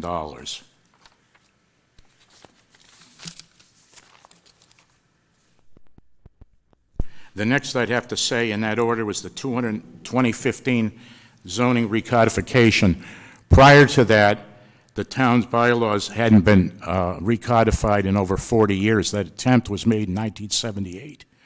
And during that time, that particular vote was negated because the planning board did not have a public hearing. So the Attorney General's office rejected that. It wasn't until 2015 that we were actually able to accomplish that by a 93% vote at town meeting. After that, the next significant is also in the zoning arena. It was the recent passage of the Stoughton Center zoning. That culminated a 10-year process that started on an incremental basis with small amendments to the so-called SHMOOD, finally resulting in us hiring a consultant and putting together a comprehensive, freestanding zoning bylaw that developers can pick up, and they don't have to go thumbing through the whole book. All you need to do to develop in the square is in that section of the bylaw. That passed by over 88%. Next, I'd mention my participation in several other important documents. 2 versions of the Housing Production Plan, which is not another document that sits on the shelves. It prevents us from being, for having our 10% affordable housing requirement. It keeps us from having 40Bs that town does not wish to have put upon them, and it's important that we maintain that, and I've participated in 2 versions of that plan. The downtown design guidelines that I mentioned that will result in the granting of the $586,000 community development block grant, and the original version of the CPC plan. As a result of my being a member of the planning board, I'm also a member of the CPC. I was elected and appointed by my fellow board members, where I've sat since its inception, and I was one of the revisers of the draft provided by the consultant. And now, in addition to that, there were also significant advantages, benefits to the town in the form of town amenities. There are electric charging stations that the planning board has requested that applicants provide. You can find those at Sonic, Hampton Inn, and at Target. In addition, we've asked for and gotten pedestrian crosswalk signaling, road improvements, town signage at all the entry points, in addition to enhanced landscaping. Those are the Welcome to Stoughton signs you see at 139, you see it at Cobb's Corner, you see it at the Arcade Plaza on 27, and you'll soon see it at the Milton Cat facility entering from Avon. The entry point beautification was one of the items in the master plan that was the consultants required us to take a look at. They realized that our entry points weren't exactly not inviting or particularly attractive. And we certainly would want to mention the most attractive gas station on the South Shore at Cobb's Corner. And I might add that all of these amenities were done without taxpayer dollars. And the last part of my presentation is to discuss why I want you to reappoint me. Number one, to finish the townwide zoning projects left on the work plan. The town desperately needs a senior housing bylaw. That certainly is high up on the work plan, if I should be reappointed. The Campanelli Industrial Park zoning to realize a maximum return on investment in the sewer project. Similarly with the corridor, Route 27 corridor rezoning. And a project that's been on the back burner for well over 10 years, the North Stoughton Development Incentive. In addition, the Route 138 corridor rezoning. And as Mr. Tisdale mentioned at a prior meeting, the master plan needs to be updated. And so that is what I would be undertaking if I were able to receive the 5-year position on the board. I thank you very much for your time and your consideration. Thank you very much.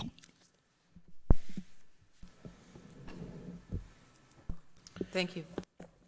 Does anybody have any questions from the board?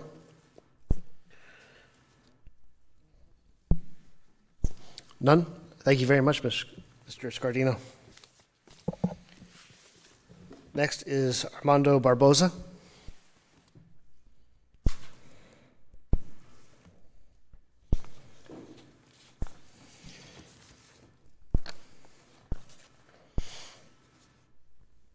Good evening.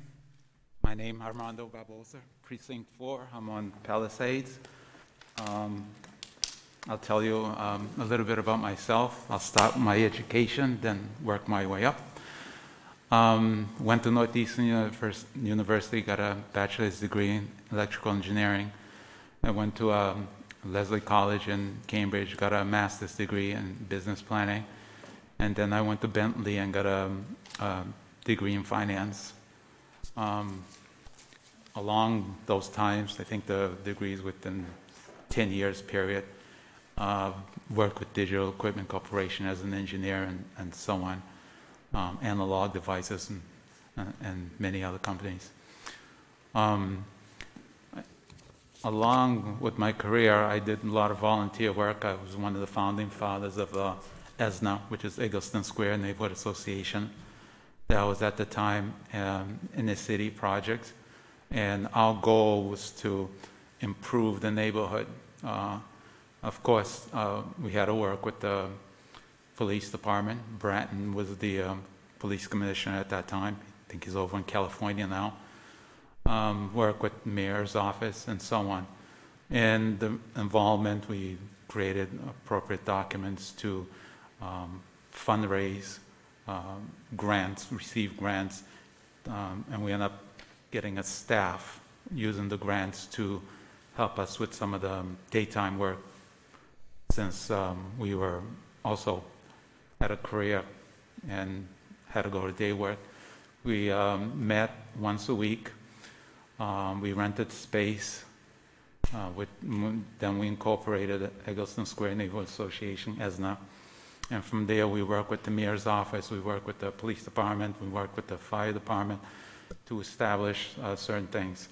For example, for safety, we had corners of sidewalks rounded off in certain areas which prevented speeders from coming around, going at top speed around the Ellis Mendel Elementary School. And we had other projects. We beautified the neighborhood by having the city plant trees in the neighborhoods. We worked with the police department to have better patrol or more even patrol of the area. I've been in Stoughton for about 21 years. I live on Palisades Circle. The last number of years, I've actually been a stay-at-home dad, raising my children. My wife and I got married sort of late, you can tell. We still have children at home. But my wife, I support her through part of her internship. She's a physician. And she wanted to have her own career also. So she asked if I could just stay home with the kids and so she can have a career, and I said yes.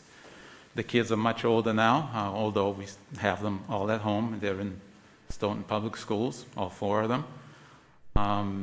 And now they're old enough that I have some free time or available time, and I want to be able to go back to volunteer, which I enjoy doing. Volunteered for Padre Pio Garden Charity. I was helped out at in Brockton for a year as executive director of the Cape Verdean Association, which they needed some help, and that required managing employees, making sure we had appropriate funds to meet payroll, and provide services to the community. I'm open for lots of questions. I'm probably new to most people here, most everyone here. So please do ask me questions, and I'll do my best to answer them if you have them.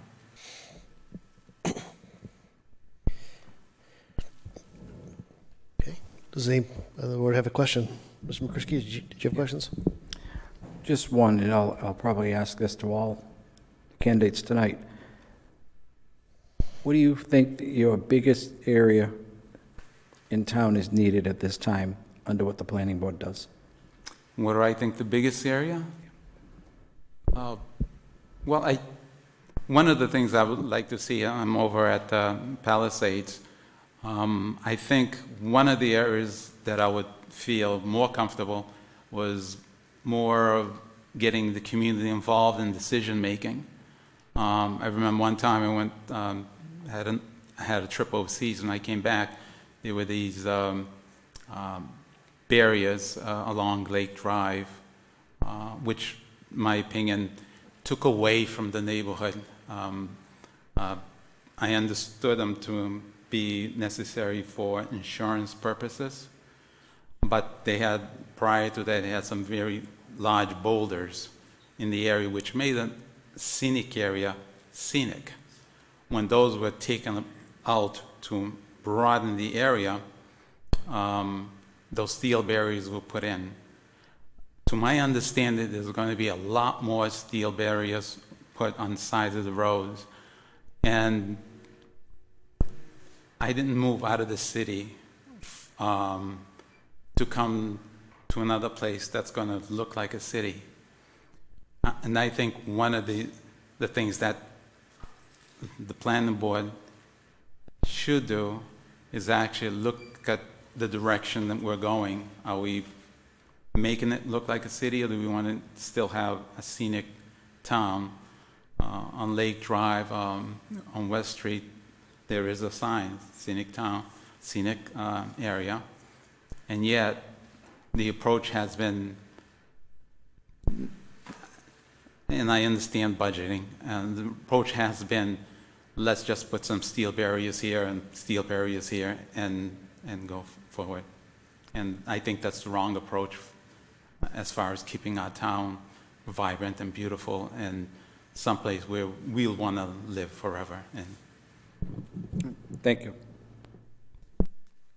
Oh, I'm sorry. One other thing, I was on the part of the school facilities committee and rebuilding the schools, or at least we're looking at the South School, the Dar School, and replacing them, which obviously I believe it's important having 4 children in our school systems.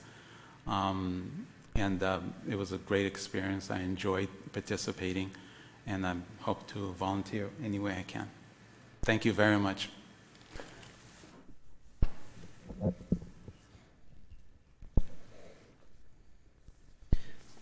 Thank you, Mr. Barboza. Next up is Paul Bellevaux.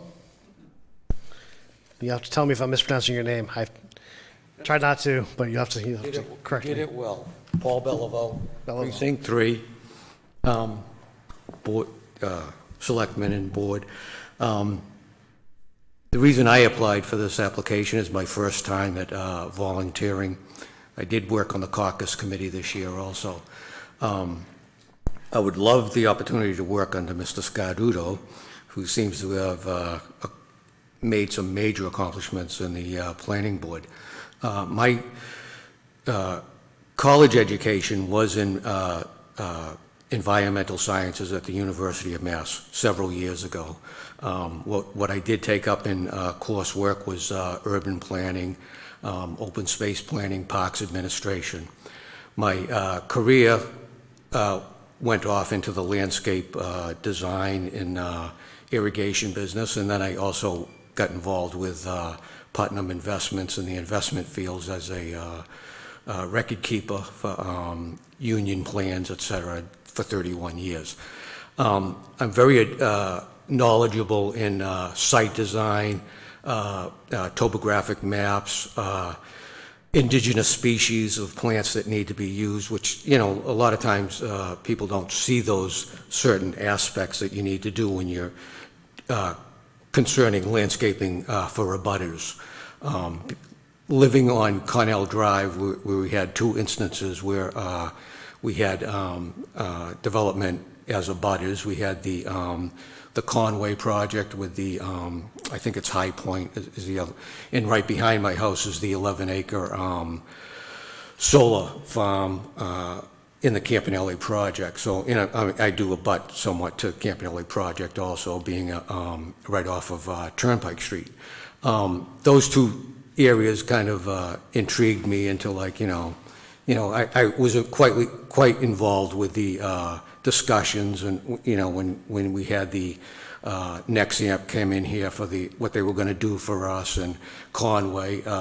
One thing that I was very encouraged about when it took place with Conway was that the town got Conway to put town sewerage down Cornell Drive and the other street next to me, which was a great savings. And, you know, the group that I was working with, my neighbors and stuff, and I said, basically, we've got a gift here, because every one of us is in a situation where our septic system would fail.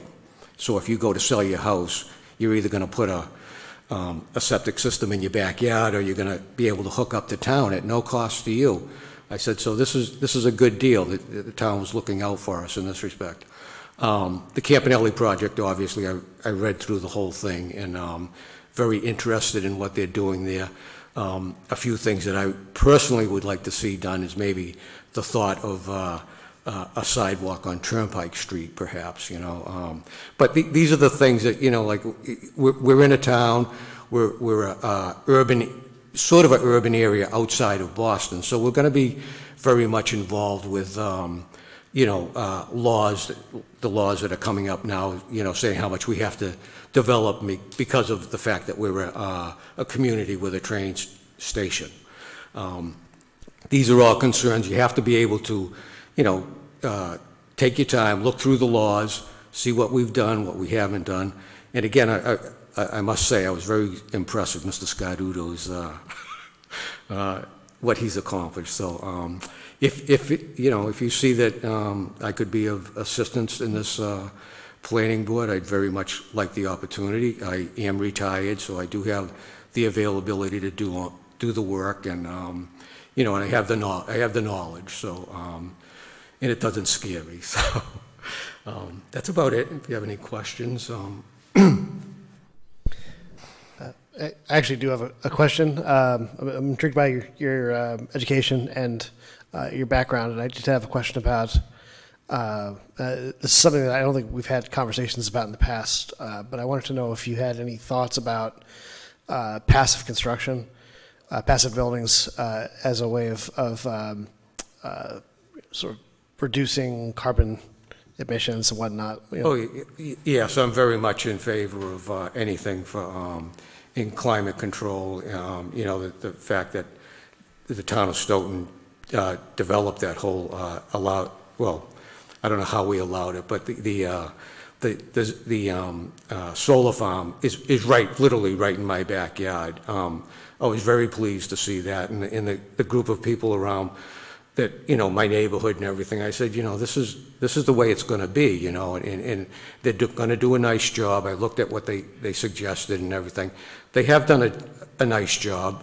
I did bring up a few questions to the planning board, actually, about how they planted the embankments around, you know, where it butts our properties. And that was a specific situation where if an indigenous choice of plantings, or a better choice of plantings, would have been much more effective than what they did with the standard arborvitaes.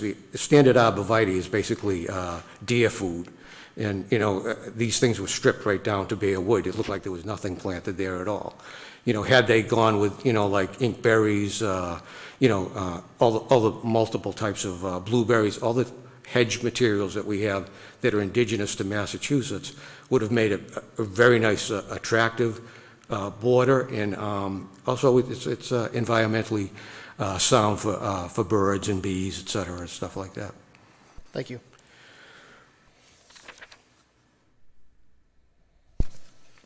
Does anybody else on the board have any questions? No, thank you very much. Well, thank you.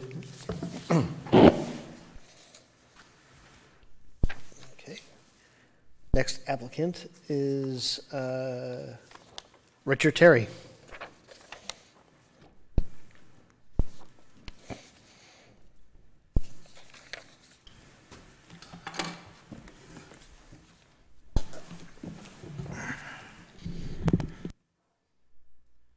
Can you all hear me?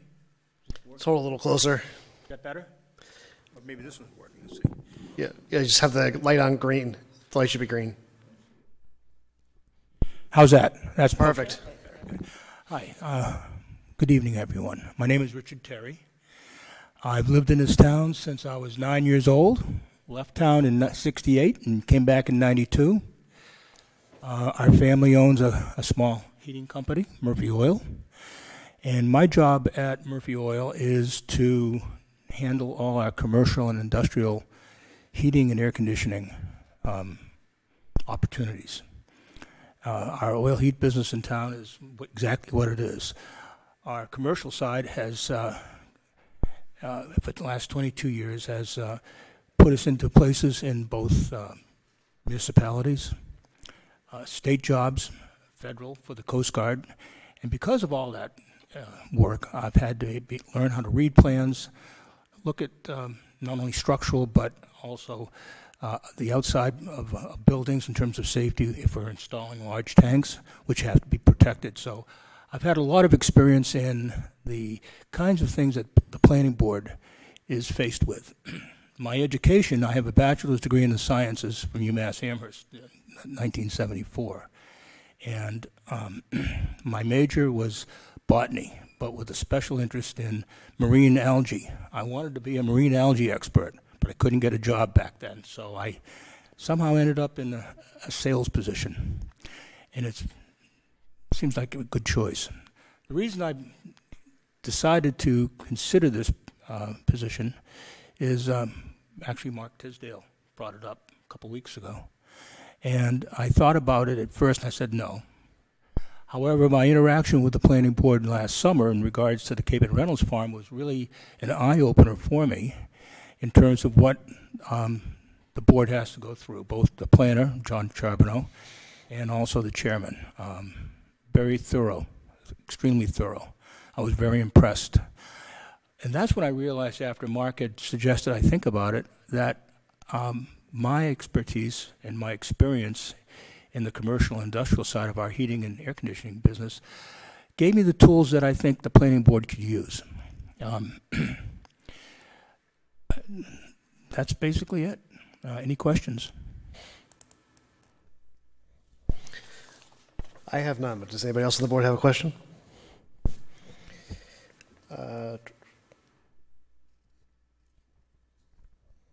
Yeah, so I think we're good, but I appreciate you coming up. And actually, I do have one question. This is kind of off topic a little bit, but you mentioned here that you're on you were a member of the U.S. Coast Guard Auxiliary. Do you remember what years you were a member? I'm a member of two boating organizations. I was a member of the U.S. Coast Guard Auxiliary in '99 through about 2010, and I was part of the Scituate flotilla. The other organization I belonged to for the last 23 years is the United States Power Squadron, which is a nonprofit organization that was started in 1914 in Marblehead, so that sailboaters and powerboaters could understand how to get along. That hasn't quite happened yet, but that organization is its mission is to teach safe boating. And I've been able to be both an instructor as well as a student. And I've been able to take all the courses that they offered as well as the Coast Guard Auxiliary. Yeah, it's a wonderful organization. I would love to apply. I just don't have any of the time necessary to do it. But the second I get relief from this job, I'll sign up. It's a wonderful organization. Joe McCrisky asked a question about what would you be interested in, what part of town might. No, I don't think you do on this one. But much has been mentioned about the entrances to the town and the welcoming signs that we have, and that's a good thing. Cobb's Corner is a perfect example. North Stoughton's now has that as well. Avon is coming soon. My concern is the entrance to Stoughton from Easton on 138. It needs not only a sign, but some serious rehab. It's not a very welcoming approach. So if that ever came up at the planning board, I'd certainly take a lot of interest in it, as I think all of us would. Thank you. Thank you very much. Next up, we have Emil Barboza.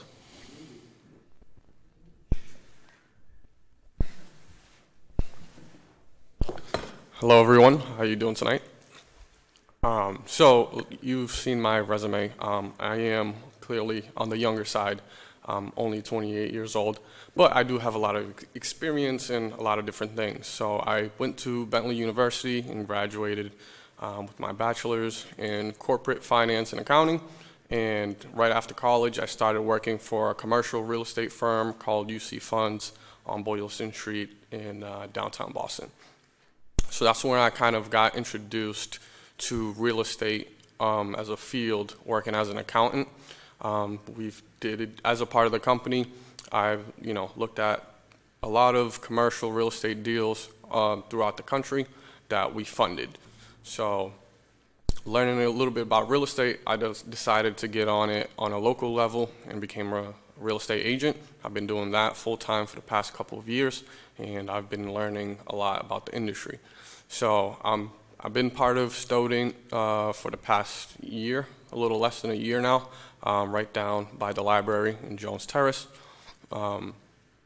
So one reason I wanted to join is just because a lot of towns where when you're looking at the committee, the town planners, they're all of older age. There's no one here to speak on behalf of the youth. So a lot of the decisions that are being made today are going to affect us more than it is going to affect you.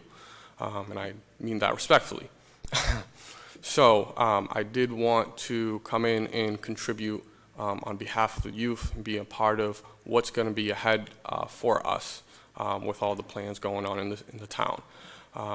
One area that I think is huge for the town is right here in downtown, right next to the train station. It's very accessible to the city, and a lot of youth, that's what they're looking for.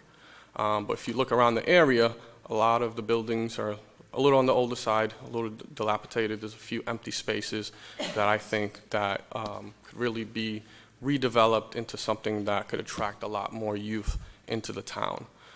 The median list price for residential real estate in this town is around $550, very unaffordable for the youth to come in. So I think somewhere along the lines, having a mixed use type of buildings right here in downtown, very accessible to the train, right into the city, could go a long way in bringing in, again, youth into the town and bringing in tax dollars, as there are high income earners working in the city.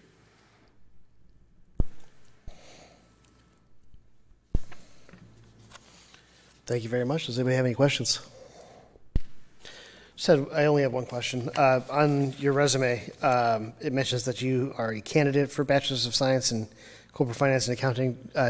Did you complete? I graduated in 2016. Okay, just wanted to make sure. Okay, I appreciate it. Just make sure I understood it. Yeah. More than anything else, but I appreciate it. Any other questions? Thank you very much. I appreciate it. Thank you. Next up, Dennis Walsh.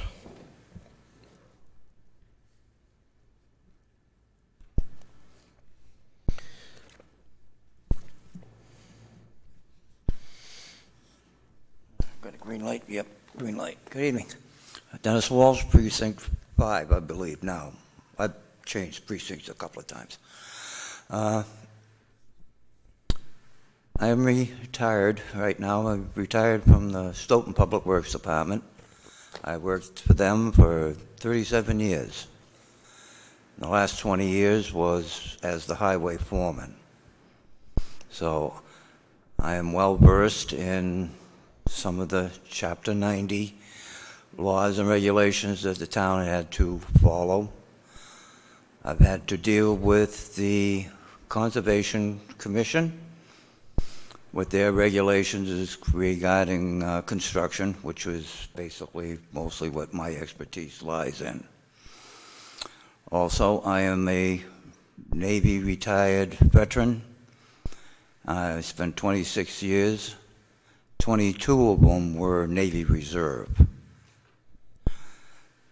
Also, it was the Navy construction battalions that I was affiliated with, who did work all over the world. I do see the planning board as an intricate part of the town. I would like to see it get more involved with industry, maybe try to bring in some manufacturing, something that would last more than 3 or 4 years. That's about it. Well, thank you very much. I don't have any questions, but does anybody else on the board have any questions? No questions. Okay, Mr. Walsh, thank you very much. I appreciate it.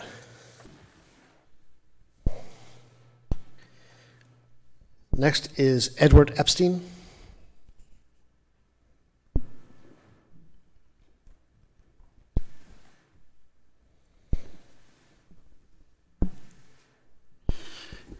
Good evening, everyone. Much like young man Mr. Barboza over here, I don't have much experience as far as engineering, stuff like that, but I have lived in Stoughton since 1977. Grew up as a young man here, 6 years old. I moved here with my parents. I went to elementary school here, junior high, high school, graduated from Stoughton High. Played sports. I've worked in the town as a bartender for 10 years. I worked for a sewage company in town for a little while. I've worked for a bunch of I've basically worked up and down 138 in my entire existence here. I know the town well. I currently deliver liquor and beer for Horizon Beverage. I've been there for 21 years. I'm in all different towns all over Eastern Mass. Every day of the week I'm in a different town. I'm on the streets all day, every day. I can bring a level of experience regarding intersections and town exterior beauty of outwardly, like the way the town looks from the naked eye, I guess. I'm a good listener. I work well with people. I'm definitely interested in implementing new ideas, giving input for more development in the town as far as, vibrant businesses, stuff that, like Mr. Barboza said, young people would be interested in. Other than that, short and sweet, that's what I've got. This is who I am, and I'd love to work with you guys. So that's about it, really. Excellent. Thank you very much. Yep. Any questions, I'll be happy to answer them. Does anybody on the board have any questions? No, I have no questions as well. Thank you very much. You. The last applicant that we have is Michael Samarco. This is probably just me. I don't have his information in my package. Let's see if I can find that.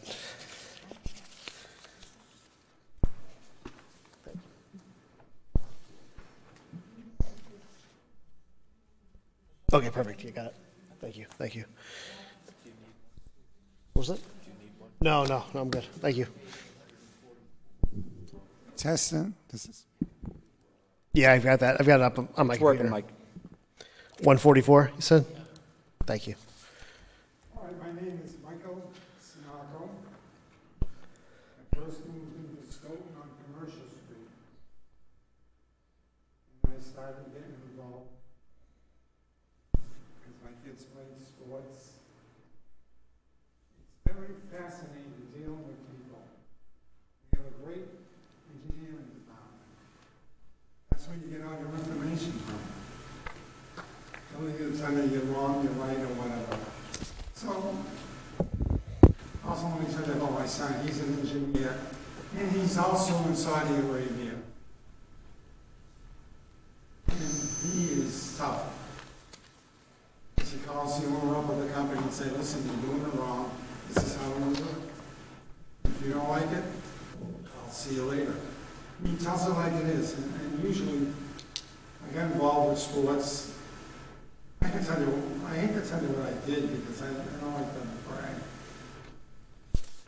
West School project, you remember that? My kids were playing on rocky fields.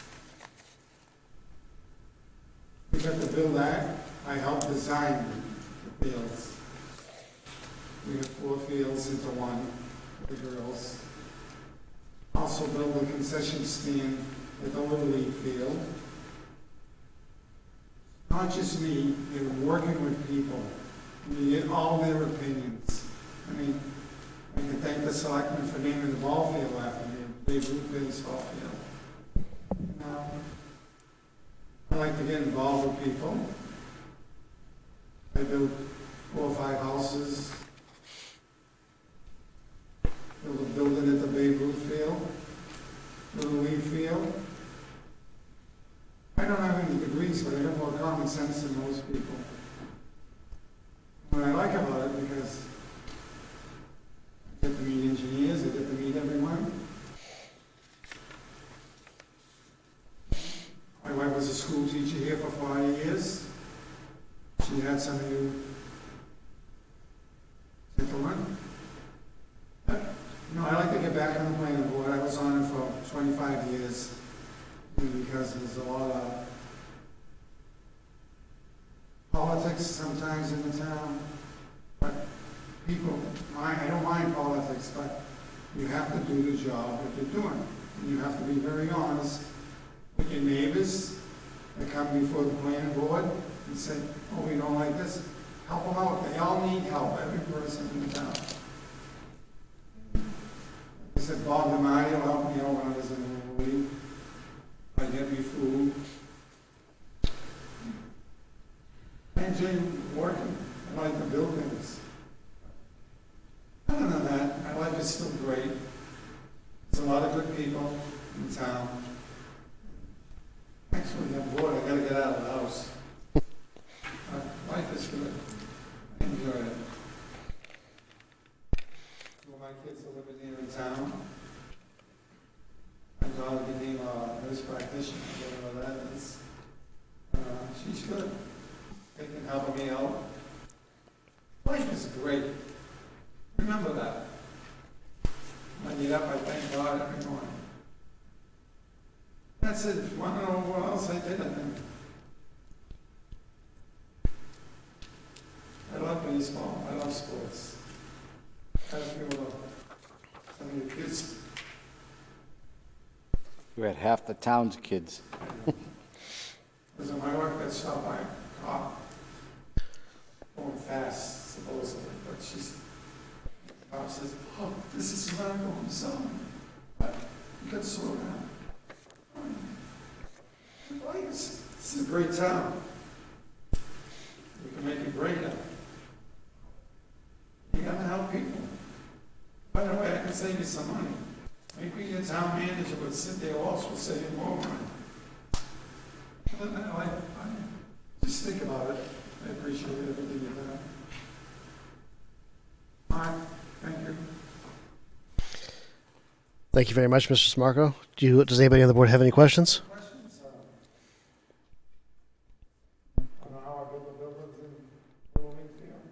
No, there are no questions. I thank you very much. Unfortunately, I want the whole 200,000. You want the whole, I don't want any money. My house needs work. We'll take care of that. What's interesting, I'm not sure. Yeah, but how do you want to do it? Like one position at a time? Yeah, let's do one. He says, I'll do the job for nothing. Donate all the money back to the town. Thank you very much. Thank you. Well, we are, so we have 8 applicants, and are you able to hear me? This feels like this. Okay, good. 8 applicants and 3 positions, and this is hands down the worst part of this job because all of you, I think, would benefit the town on the planning board. All of you have a lot to offer the town. So I would just ask if you are not ultimately placed on the planning board, please consider one of the other open positions because your contributions are very valuable to us, and we can definitely use the help. And you're all perfectly capable of helping us. So thank you very much. I'm going to, if I understood it correctly, follow the chair's lead. In fact, let me just pass it over to the chair, and she will run the voting from here. Okay, so I think Mr. Carrera and I were on the same page with a process because we used it before. So each person, let's start with position, 5-year position. So we accept, oh, I'm sorry. I think we should take the applicants, like, and bring them forth each, ask for nominations. And then when we get them, then you can say, okay, we're going to vote on the 5-year. And then somebody will nominate that person in, or persons into the 5-year, then we'll vote on it. And whoever gets the most of that group gets the 5, and then we work down to 2 to 1. Okay, do you have a nomination? Do I? Yeah. Well, kick us off. To keep things rolling square and straight and experienced, I'd like to nominate Joe Scardino for reappointment for. You want to mark it up, or you want? Yeah, sure.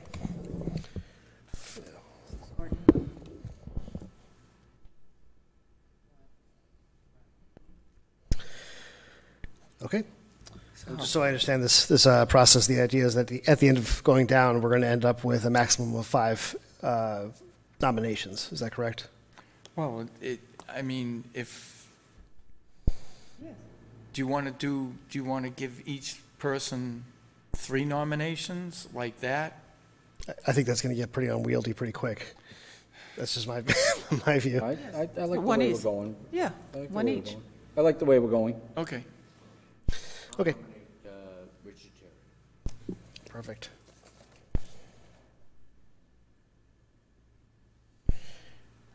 Okay.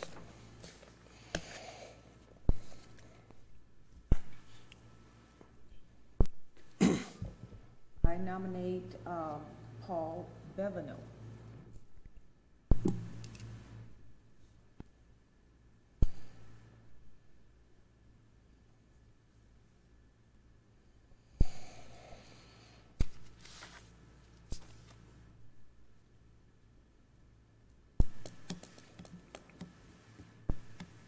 Krisky?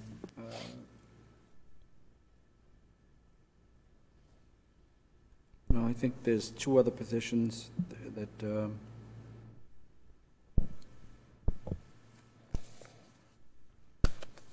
I'll nominate Dennis Walsh on this.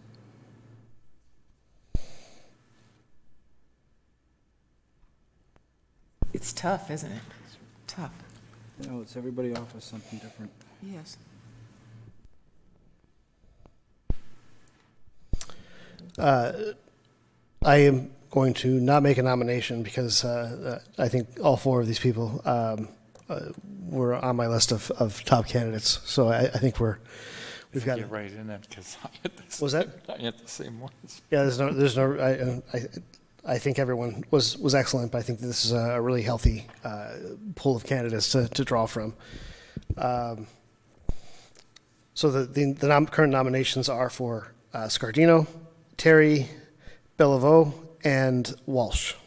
This is for the 5-year position. These are just to put this group, and then Chairman Roberts will ask for a nomination for the 5-year. We were just getting candidates. Now we'll go 5, 2, 1.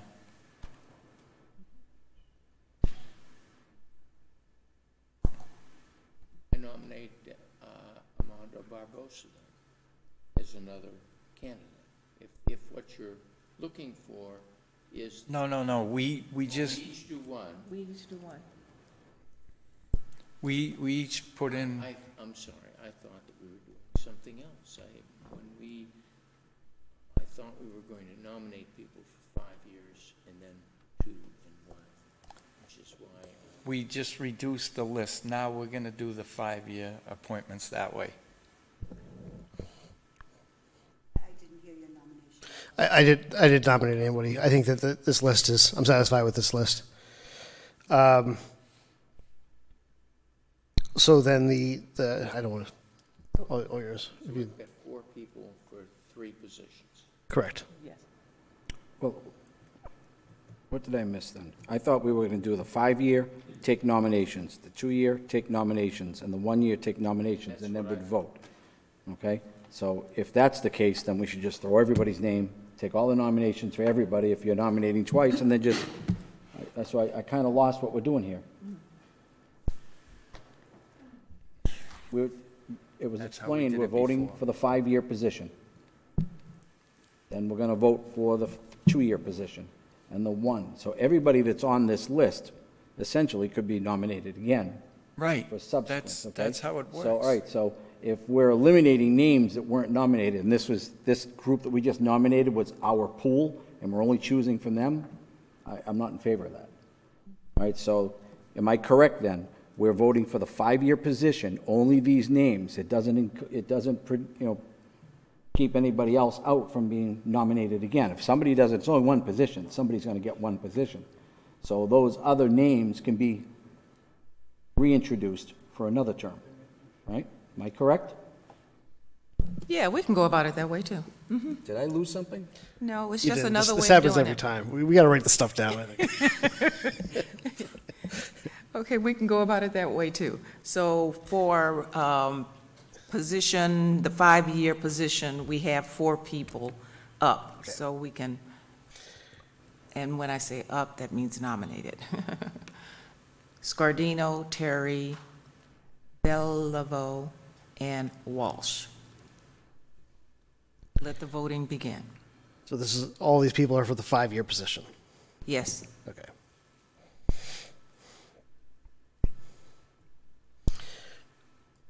Do I use my clicker? You have one? Okay. Okay. Just go right to left, left to right. Go right to left. And then go for the next vote, to go the opposite way. I'm not going to change my vote, so you can start here all you want. I'm not just saying, afraid. Go like this, back and forth 3 times, we should be over it. Yes. You go first. You go first, then, Jim. Left to right. Okay. Go ahead. Terry. Okay, so for the 5-year position, we have 1 vote for Richard Terry. Mr. I vote for Terry.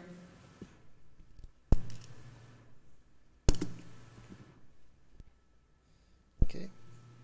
Mr. McCrisky, Terry as well? Terry. Terry, okay. Scardino. Scardino. 1 vote for Scardino. I vote for Terry as well. So Richard Terry has just won the 5-year position on the planning board with a vote of 4-1. Congratulations, Mr. Terry. Okay. So now we have the 2-year position, and we can go around for nominations again.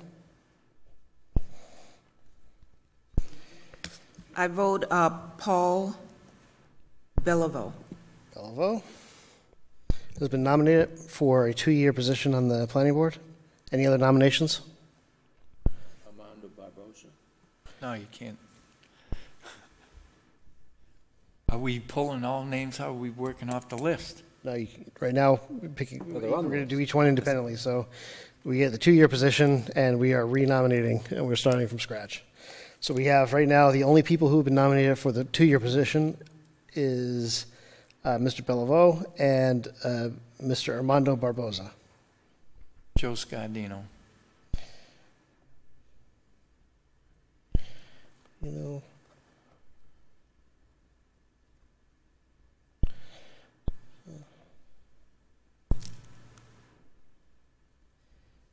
any other nominations? Mr. Bellavo? Mr. Bellavo has already been nominated. So right now we have Scardino, Armando Barbosa, and Mr. Bellavo. Okay. So we will close the nominations, and we can move from one direction to the other, and you move from that start from the other end. Then we'll start going from the middle out. Okay, so Mr. Carrara. Belleville. Belleville. I vote for Belleville as well. I vote for Belleville. Okay. Belleville. Belleville, and then finally, Mr. Gito. Might as well vote for Belleville. Belleville. Makes sense to me. Okay. Mr. Belleville, you have just been awarded the 2-year position on the planning board. Thank you very much. Congratulations. Congratulations. Congratulations. And for the final position, it's a 1-year position on the planning board. Do I have any nominations? Armando Barbosa. Armando Barbosa. Joe Scardino. Dennis Walsh.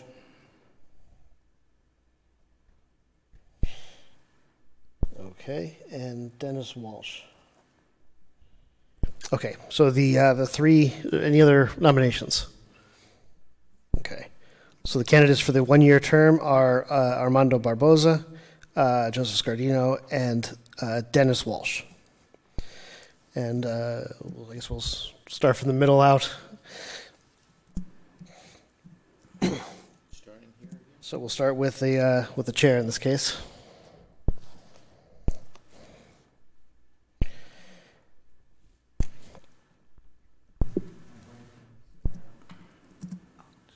Okay, Mr. Barbosa, oh my goodness, he was so emphatic. But I'll have to go with Mr. Walsh. Okay. Precinct 6, Stoughton Public Work, retiree. Okay. Next is Mr. McCrisky. Mr. Walsh. Mr. Walsh. And Mr. Barbosa. Okay. Mr. Gray. Joe.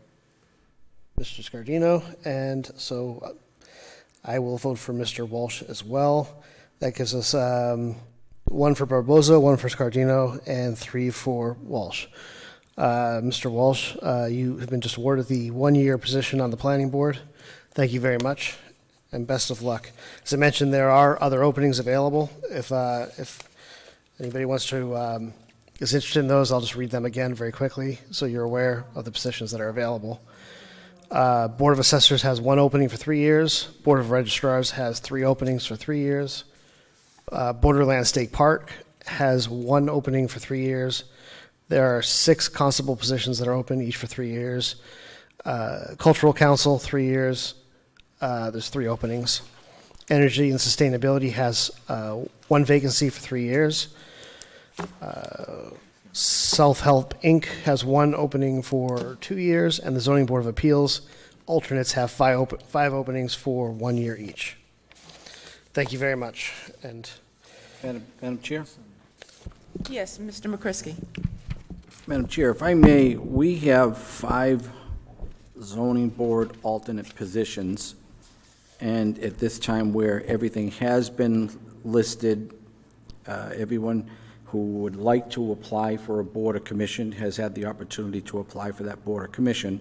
So with that, I would ask that, is there anyone here of these applicants, and everybody has something to offer, would they be interested in one of the zoning board alternate positions? And it would allow you to get in, and learn more about the zoning aspect, which, in some cases, zoning and planning, do go hand in hand. It'll go for a zoning variance, Mr. Epstein, and it just gets you familiar with that as well. And I forget, I'm sorry, is it Mr. Barbosa? Would you be interested in that? Zoning? Ed, sir, again, and it's when you see somebody for the first time and the name's me, it takes me a little while. I apologize, I forgot your name, sir. Yes. Armando, would you be interested in the zoning alternate position as well? Anybody else? I see, that's great. So I would make a motion that the 3 gentlemen be appointed to the Zoning Board of Appeals as alternates. Yeah, go ahead, yeah. It's a good place to start. I spent 5 years on that board, and you'll be surprised how many cases you'll sit on that some of the mainliners can't. There's 5 people that normally sit. If they miss and you sit for the whole case. And you'll learn a lot. There's a lot of laws there, and there's a lot of stuff that goes with the town there. I think it's better than the planning board. I don't want to say anything bad, but it's a lot of legal stuff, and it's hardcore. It's very good. My own background is not at all in anything related to zoning, and after 5 years, actually, it only took me about a year to realize that zoning is like that is the circulation of this town. So much is dependent on it. I think it's one of the most important things you can possibly get to know about a town is zoning. So it's great. I agree with you. It's a great place to start, and I wish I had probably just started there too.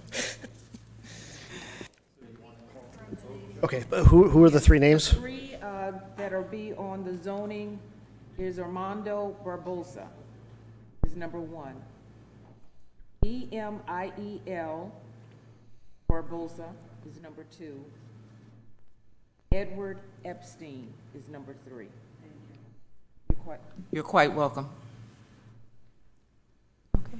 Congratulations, everyone, and we'll move on to our next agenda item. That is item number 9, and it is a change of manager application, GMRI Incorporated, which is Olive Garden, located at 401 Technology Drive. And with the representative, please step forward. Oh, she's online? Okay. Thank you so much, Ms. LeBlanc. So she is online. And I'll defer to Vice Chair Cavey. If you could go through our checklist again, please. Sure. Change of manager application. Yeah, so this is a change of manager application. This is for GMRI, doing business as Olive Garden. Look through all of the department responses, and there are no objections to this transfer.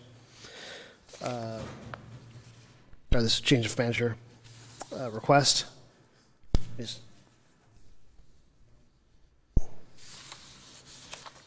And you mentioned we had the applicant online. What's her name? Logan, can you hear us okay?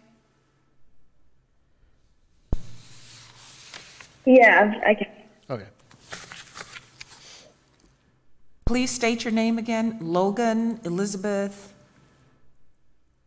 Chmielewski. Thank you. Nice meeting you. Please, nice to meet you too. Please tell us a little bit about your background, and so we can, and then we will move forward.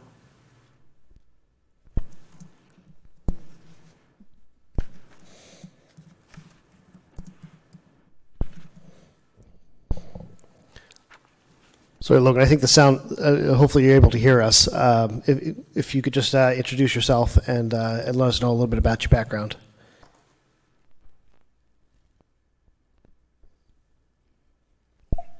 I'm kind of having a hard time hearing you.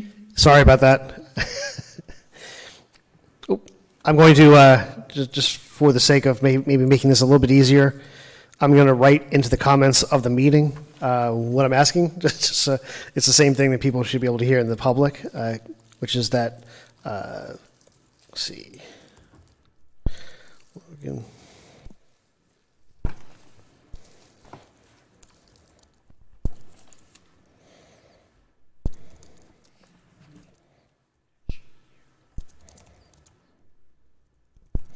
Okay, Logan, please tell us about yourself and the purpose of this application.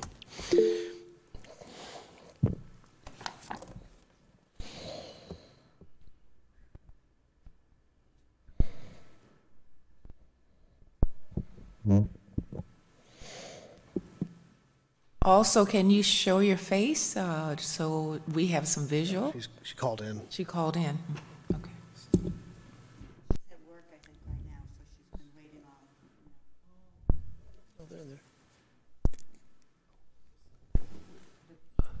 Acoustics. Logan, can you I'm hear? actually on my phone because the video is not working. Oh, okay.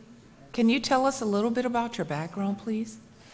And thank you so much for your patience as we move forward in our Oh, process. no problem. Yeah, so my name is Logan Chmielewski. The purpose is for manager change for Olive Garden. I was recently promoted to general manager. I've been with the company of Olive Garden since 2014. I live in Warwick, Rhode Island, but obviously I work in Stoughton, Mass. Definitely been a great restaurant to work for. And that's about it.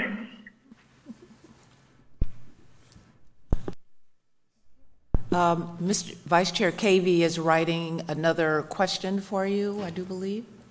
Well, she's not able to read these. Oh, right, she's 'cause not. she's on her phone. Okay. Do any board members have questions for Ms. Logan? This is straightforward. Straightforward, okay. Unless somebody disagrees. Okay, I'll accept a motion to accept this manager change application. So made. Second. Mhm. All in favor? Aye. And I vote aye as well. Congratulations. Hope to see you soon. Thank you. Okay, bye-bye. Have a good We'll be night. there for salad and breadsticks soon. Sounds good. Thank you. Let's move to our consent agenda items. Does anyone want to pull any item? Okay with the minutes, Lou?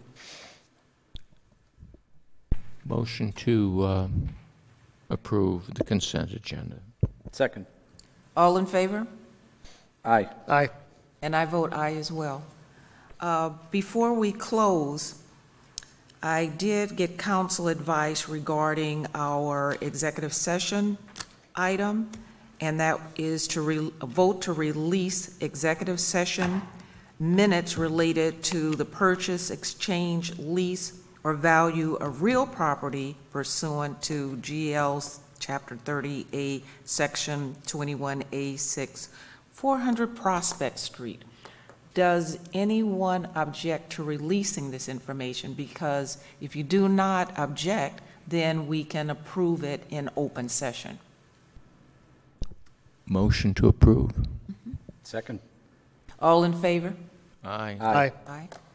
Thank you very much. Without any further business for this evening, I will accept a motion to adjourn. So made. Second. All in favor? Aye. Aye.